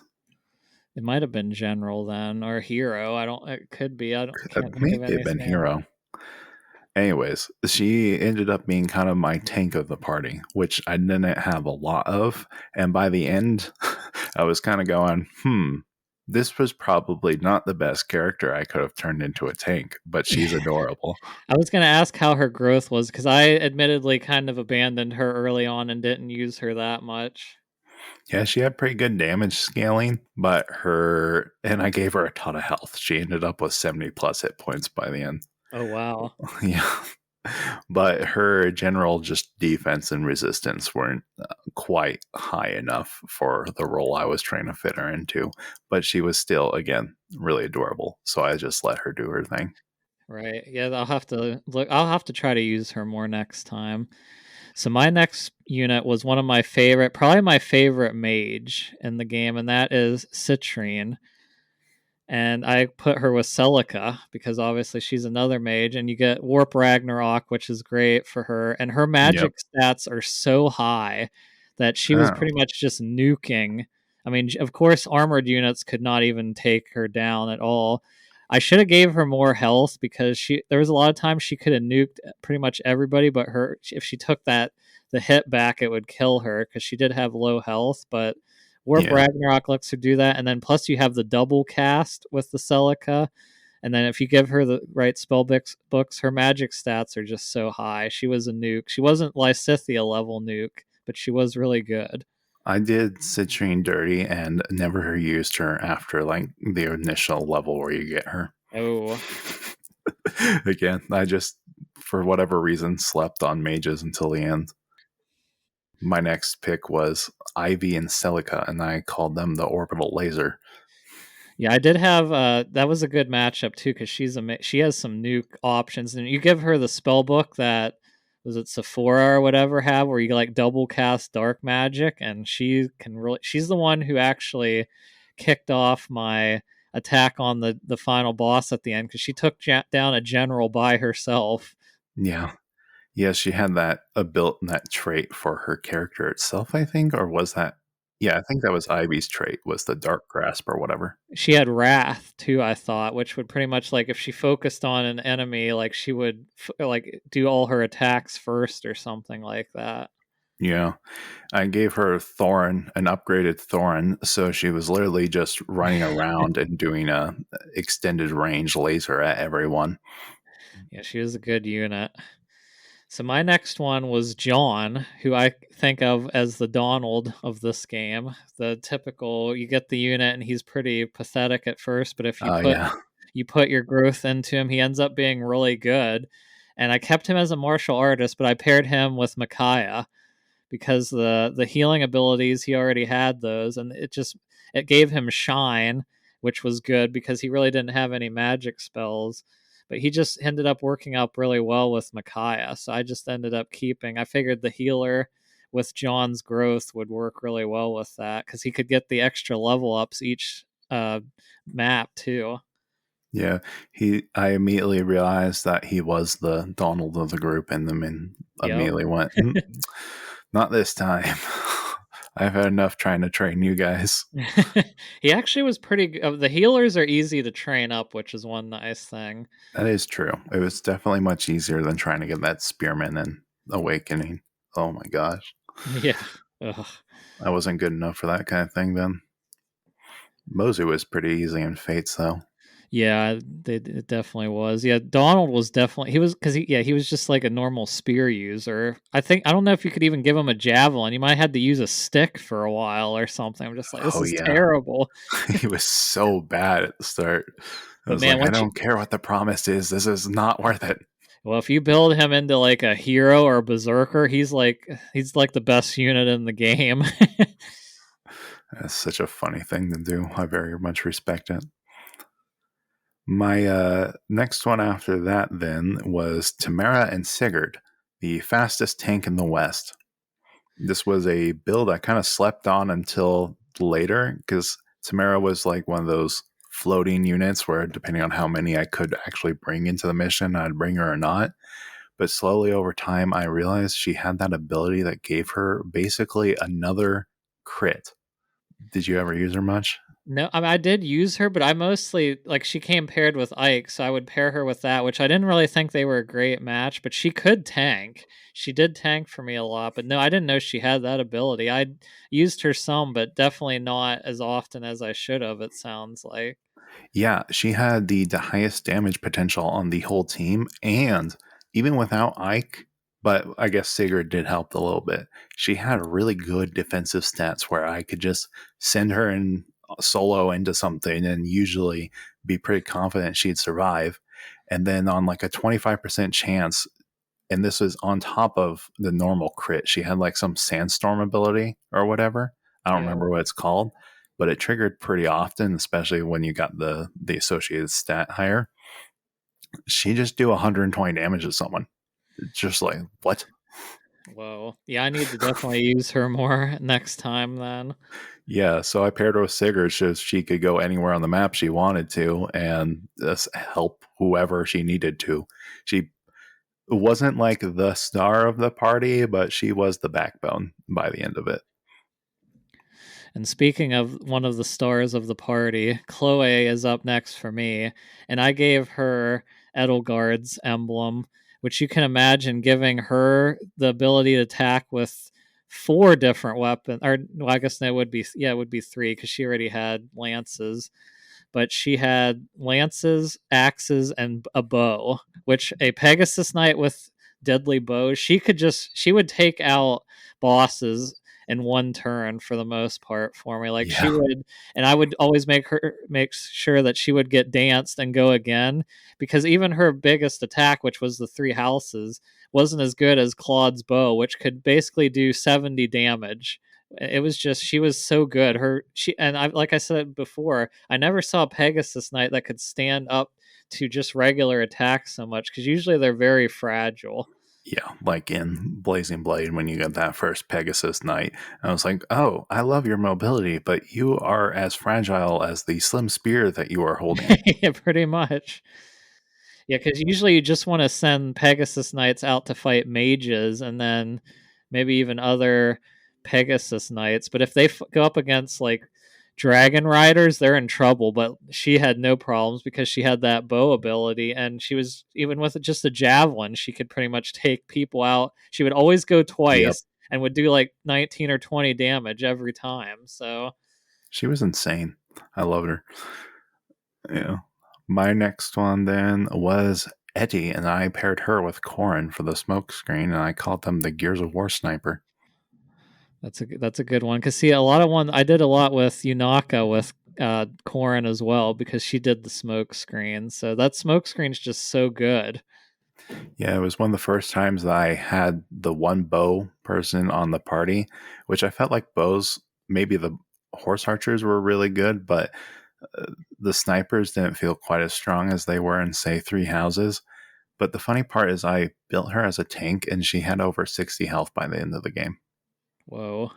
Yes, so she gave everyone high avoid, and just herself could just tank things if she needed to, which was a really weird position to put an archer in. Yeah. But I did it anyways. Yeah, that would have been crazy. All right, and then my next one is Diamant, which I talked about before. I put him with Ike because they actually like originally they pair you with Roy with Diamant, but Ike actually works good. Diamant's defense needs a little work, but his resistance is pretty bad. But with Ike, it does help him a lot. And there was only a few times where he could not handle all the damage put at him, but most of the time he could handle being a tank pretty well. Yeah, and that high he has a high build stat I found being one of his main advantages later in the game. Hmm. So he's easy to give the heavy, big, powerful weapons. And I imagine on Ike that means he's actually able to get like 2 attacks with a lot of those really big ones. Yep. Yeah, because he had that one sword that I don't know if only he could use it, but that you got a sword in the game that you could only attack second with it. I don't know if you remember that The or not. blades, Yeah, the blade. that was just a category of weapon. Okay, yeah, because I remember I got it. I thought from a chapter mission, but Lapis was actually the first one in the game to have it.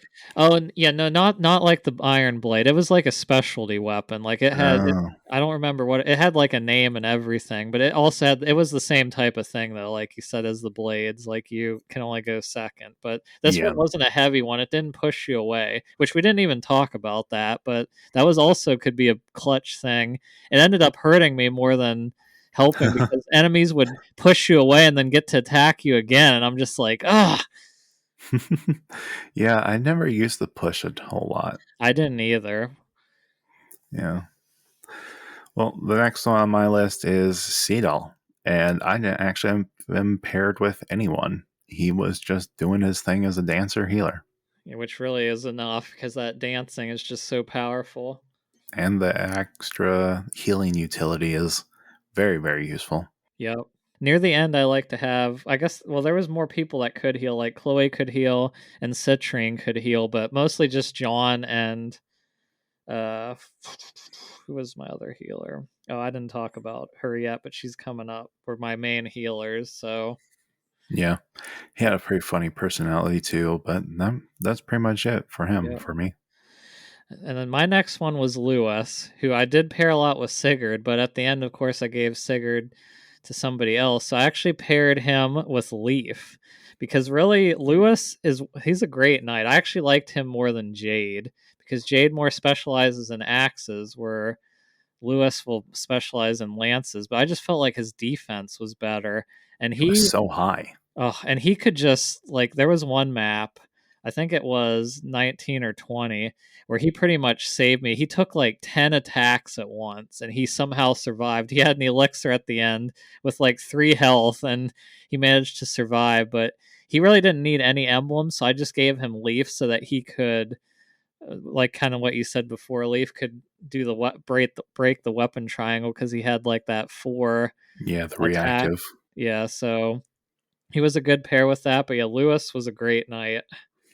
Yeah, and that just further speaks to how much I had more or less abandoned the defense gameplay because I did not have Lewis on my team after like mission 10.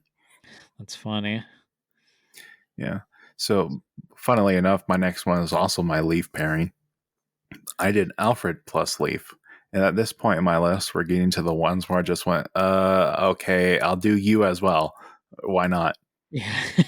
I just called them the backup damage because that's what they did. If I couldn't do just enough damage in an area, I'd send Alfred over there and they'd do their little thing to finish it off.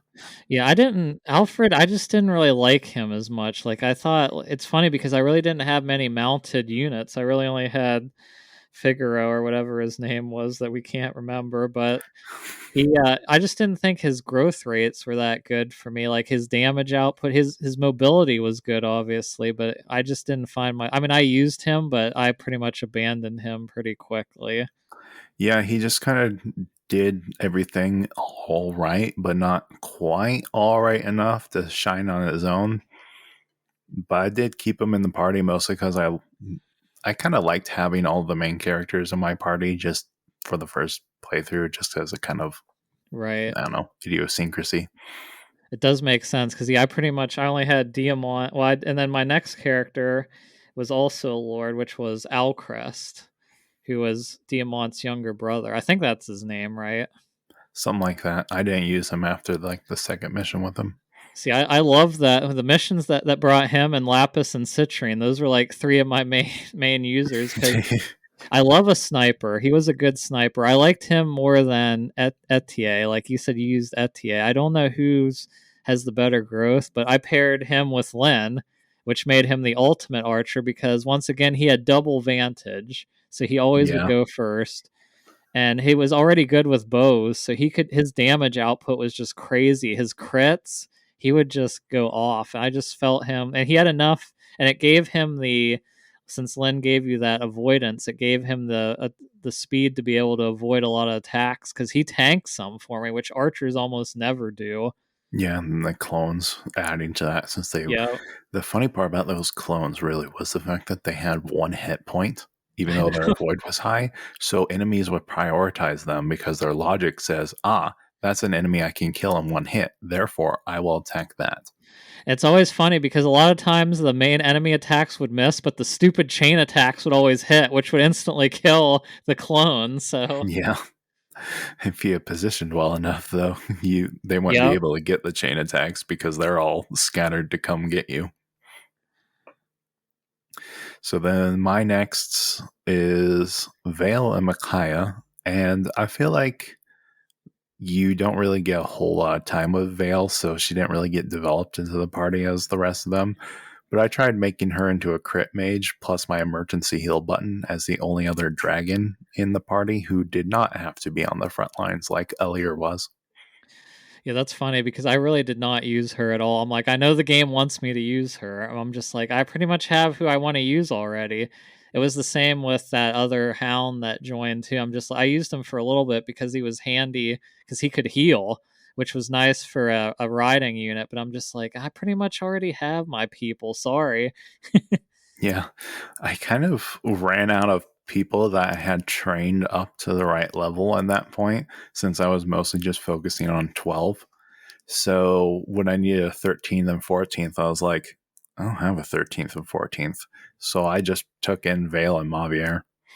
Yeah, and see, this kind of makes sense too because I usually have a grudge against pre-promoted units when you get them because I'm just like, Yes. well, I didn't grow them myself, and that's why most of my party consists of units that weren't pre-promoted. I think there is two maybe that I have that were pre-promoted. There are well, I guess the dancer as well, but other than that, all the rest of my party was not pre-promoted. There is one exception that I normally would have put in, but she kind of conflicted with another character that I liked a little more, so I just didn't put her in my main party. Yeah, and being series veterans, that prejudice against pre-promotion is kind of justified, since Hmm. the pre-promoted ones would usually steal all your experience if you used them too much early, and then you found out that being pre-promoted, they weren't actually getting the full 20 levels before the promotion, so they were actually behind the curve of their naturally promoted peers. Yeah, sorry, Vander, I ditched you as soon as I could. Same. I'm sorry, you're a cool character, but you were the paladin. Yep, It's exactly. always the starting paladin. The only now that the Path of Radiance, which you just played, kind of has an exception to that because the paladin you get in that game actually isn't a bad unit compared to most other paladins. No, yeah, she was good. Can't remember her name right Yeah, now, I don't but remember either, but she also kind of fell off for me yeah. by the end of it, but it was still useful enough. All right, my next unit, I did not really like this character at all, but she was a good unit because she was a flyer and a mage. It's Hortensia, and Oh, yeah. I paired her with Byleth because you get that extra movement range, and she could easily swoop in and dance and then get out. I pretty much only used her for that and emergency heals. But as a character, I found her voice acting kind of annoying, and I really did not like Same. her. So I did use her in the party, but reluctantly, I guess, in that regard.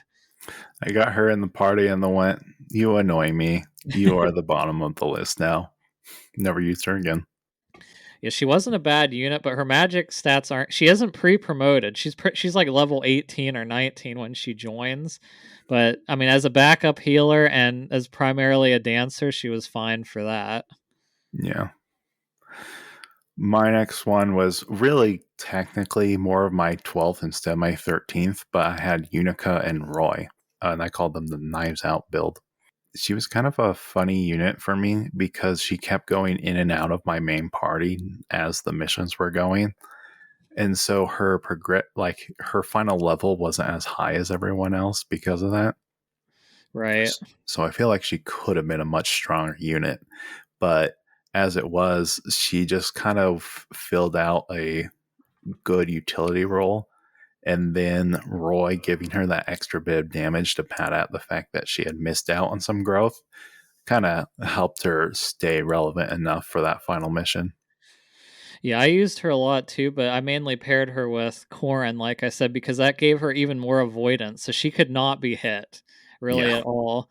But I had to. She would have made the cut if not for the. I wanted the dancer instead because of the dancing is just so powerful. But all right, my next one is Marin, one of my pre-promoted units that I did put in the party. She is the Wolf Rider. I don't remember what her Yeah. class called, but I think that's it. Just Wolf Rider, I yeah, think. Wolf Rider. She basically surpassed Unica like for damage because she used the same type of weapons, the daggers, and I gave her 11 sword too, which she was really good at using. But giving her, I usually kept Silver Dagger and 11 sword, and then I paired her with Erica. So you can imagine she got the avoidance and the speed and damage output that Oh, just yeah. made her a nuke. So she was, and she had the mobility too. She was a unit I told myself I was going to use early on. And then she just kind of didn't quite fit in with my early team. And then by the time I had space for her again, she was too far behind. Right. Yeah. All right. Who's your final unit that made the cut? Mavier. Just him. He was a mobile flame spear, and that was pretty much it. That's exactly what I put on him too, and I gave him healing because I'll be like, well, if you need to heal somebody, you can do something. So, but Yeah, that was it. my last one was I don't remember his name. It's the mage that loves to howl and party. Do you Oh remember him? yeah, that guy, the guy who came with Fagato. Yeah, he was a pretty good mage actually. I mainly used him as a healer. It's funny because at this point I had no other emblem rings to give out, so I gave him Marth, which really did not fit with what he wanted to do. That But is a very odd pairing. it's he was so good at healing, and he came with some good staffs, which I could have gave to somebody else. But I see I must like the mages because I guess I only had two in my party, but that's still two more than you had, right? Because did you have any mages? I Oh, I had guess Ivy, Ivy. So I had Ivy three. and Fram. Yes, I had three mages then. Oh yeah, technically I had Veil as well, Oh, that's true. but there weren't a whole lot of uh, mage emblems, so Yeah. they kind of did get starved a little bit for there. I also did really like Gold Mary. I liked her even though she was pre-promoted as well, but I just found that Lapis was better because I had them both as the same class. So Yeah, the only thing that I liked, I did like that it differentiates because it gave Gold Mary a use of spears, where Lapis could only do axes instead. yeah, that was interesting that they had the variants of a lot of those, uh, you know, not dual classes, but like kind of Yeah. hybrid classes, weapon classes. Yep. You could pick the spear variant or the axe variant, which was nice. All right, I think we're ready for the main event. All right, it's time for top five waifus, and I will let you start. Are we gonna go from 5 to 1, or how do we want to do this? Yeah, let's go 5 to 1.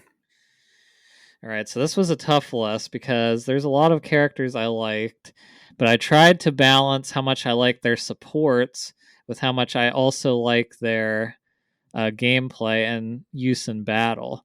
So my number 5 is actually Yunaka, who we just talked about, because she's a great character. She has hilarious dialogue, zappy, and she just says random things. She's really strong early on, kind of like what Connor and I said. She fades out a little bit as the thief, but like I said, she would have made my final party if not for the dancer. But I really liked using her, and she was the first character where I'm like, okay, I really like this character that joined the party because early on I was kind of like, but she was great. So I like the dynamic of her being this trying to fake that really happy-go-lucky. Oh, look at me! I'm saying random stuff, and then actually, she's trying to distract everyone from the fact that she was an assassin. Yep. And so occasionally she says those really like dark, menacing lines. Yeah. I was like, that was really fun. My number 5 was Colgate Chan, Oh. better known as Female Aleer. You see, I had male Alear, so he did not qualify for this list, but I could imagine her being pretty funny because the reactions to stuff I've seen already. So, Yes, she she gets the benefit of having bonding scenes with, or no, whatever they call them, the bond scenes with everyone in the party. So there's a wide variety of character moments to choose from. But for me, the strength of it was one, I loved her attack animations so much, which is probably not too different from the male one. But then paired with, I just really, really, really liked her visual design, and then the story elements near the end got pretty good too in terms of like the actual core narrative. She had the most cheesy dialogue of anyone in the rest of the game, right. but the end kind of made up for me a lot. Nice. So my number 4 was actually another early on character, and it's one that we both love to use, and it's Chloe, which is funny because Mhm. Chloe, like her big support stick is she loves fairy tales. Like that's always what she wants to talk about, and she's like obsessed with fairy tales. So I didn't really like her character that much, but in battle, she was one of the best units, which we talked about. So I liked her enough, and she was so good in battle that I had to give her this slot because I don't usually like Pegasus Knights, but she might be my favorite one in the series so far. She's probably one of the strongest, that's for sure. My number 4 was Etty because I found her character hilarious. Not only was the design kind of fun, but then the complete conflict with her personality of being essentially a gym bro. Yeah, she was hilarious. The thing, it was so funny too that she wore a tiara the whole time. I'm just like, why do you have this on? It's so weird.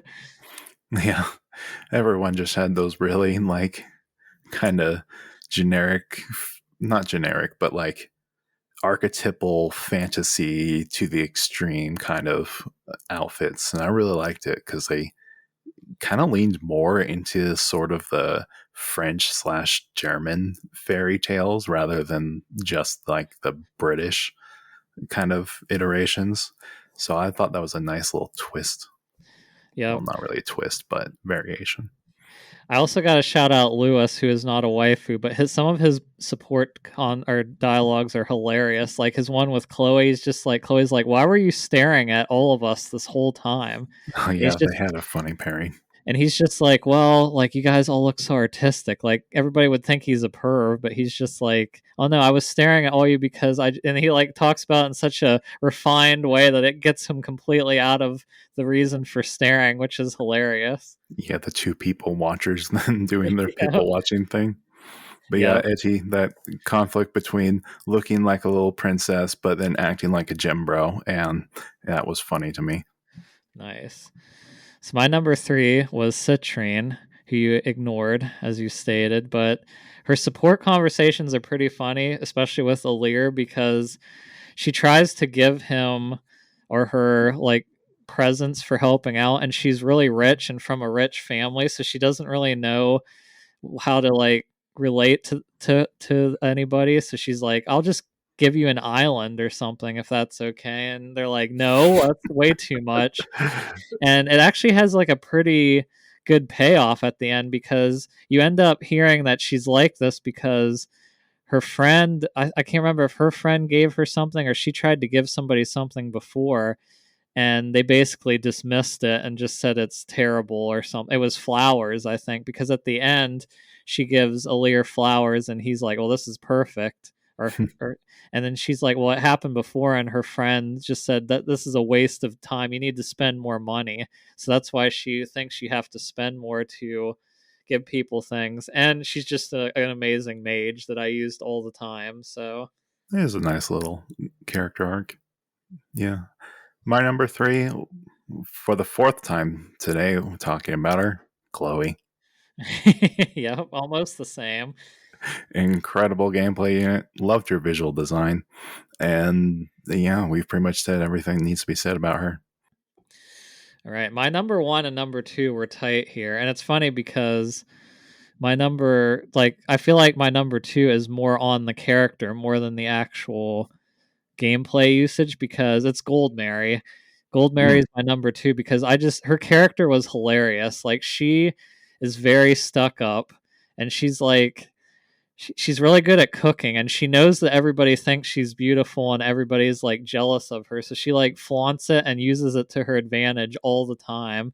And then she tries to use it against the Lear too, and at first he's just like, I don't really get this, like, what's wrong with you? And she's like, I just, like, everybody thinks I'm so beautiful when I cry, or something like that. She's just such an extreme character that I loved her for that. And she's, like I said, she's a pre-promoted hero on the battlefield, and she was fine. I would pair her with Erica at times, but compared to my number one unit and as the character overall, I just didn't like her quite as much. But that's probably who I'm going to choose next time, because we'll have to talk about this after our number ones. But if we didn't really talk about the Alir bond emblem, because that can be pretty clutch if you do it with an S rank or A rank character. So Oh yeah, that I forgot about that actually, but that was pretty darn effective. Just as another point to what you were saying, there is no lack of extreme characters in this game, and that's half the fun of it. mhm. Anyways, my number two was Ivy, who Ooh. was a character that I initially didn't think I would like very much, because the first thought I had was, wow, you're a little too goofy looking with that outfit. The hat. And that's coming from the guy who immediately latched on to Colgate-chan. Yeah. That's funny because Ivy was my number 6. She just missed my cut because I really liked her too. She's a great unit, and her supports are pretty funny, especially with Aaliyah. Yeah. I I ended up really liking her character, and the way she's one of the first, I think, really strong characters in the story, and her involvement. Well, I Mhm. shouldn't say really strong, because there isn't a whole lot of really strong characters until Yeah. like the end of the game. But she had some of the more interesting character development in the game uh, early on, and Nice. her design grew on me too, which is hilarious because I literally like, okay, her name is Ivy, put a trellis over her face and give her actual thorns on her hands for her outfit.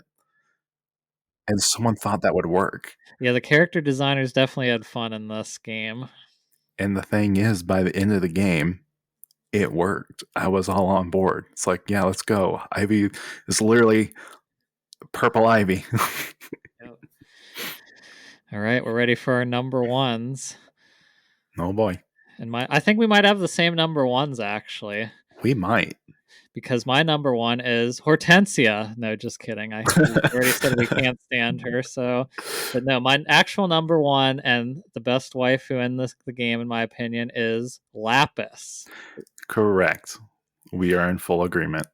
We agree. So that now this means in the Discord now we cannot have any Lapis disparagement here, any disgust or anything going on with her. But anyway, yes, No talking Lapis. bad about Lapis.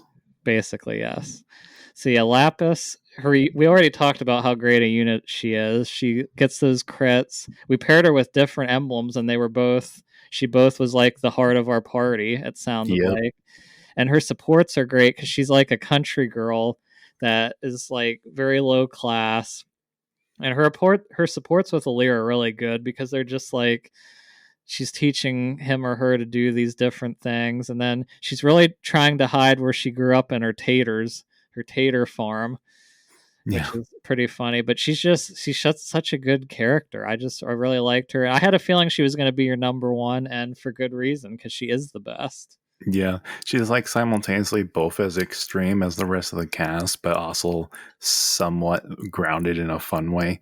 And as someone who grew up kind of like that half rural, half city, I can really relate with her, like, not necessarily her desire to hide it, but that dichotomy of, oh, I'm now among royalty and doing that thing. But I grew up kind of living out in the country.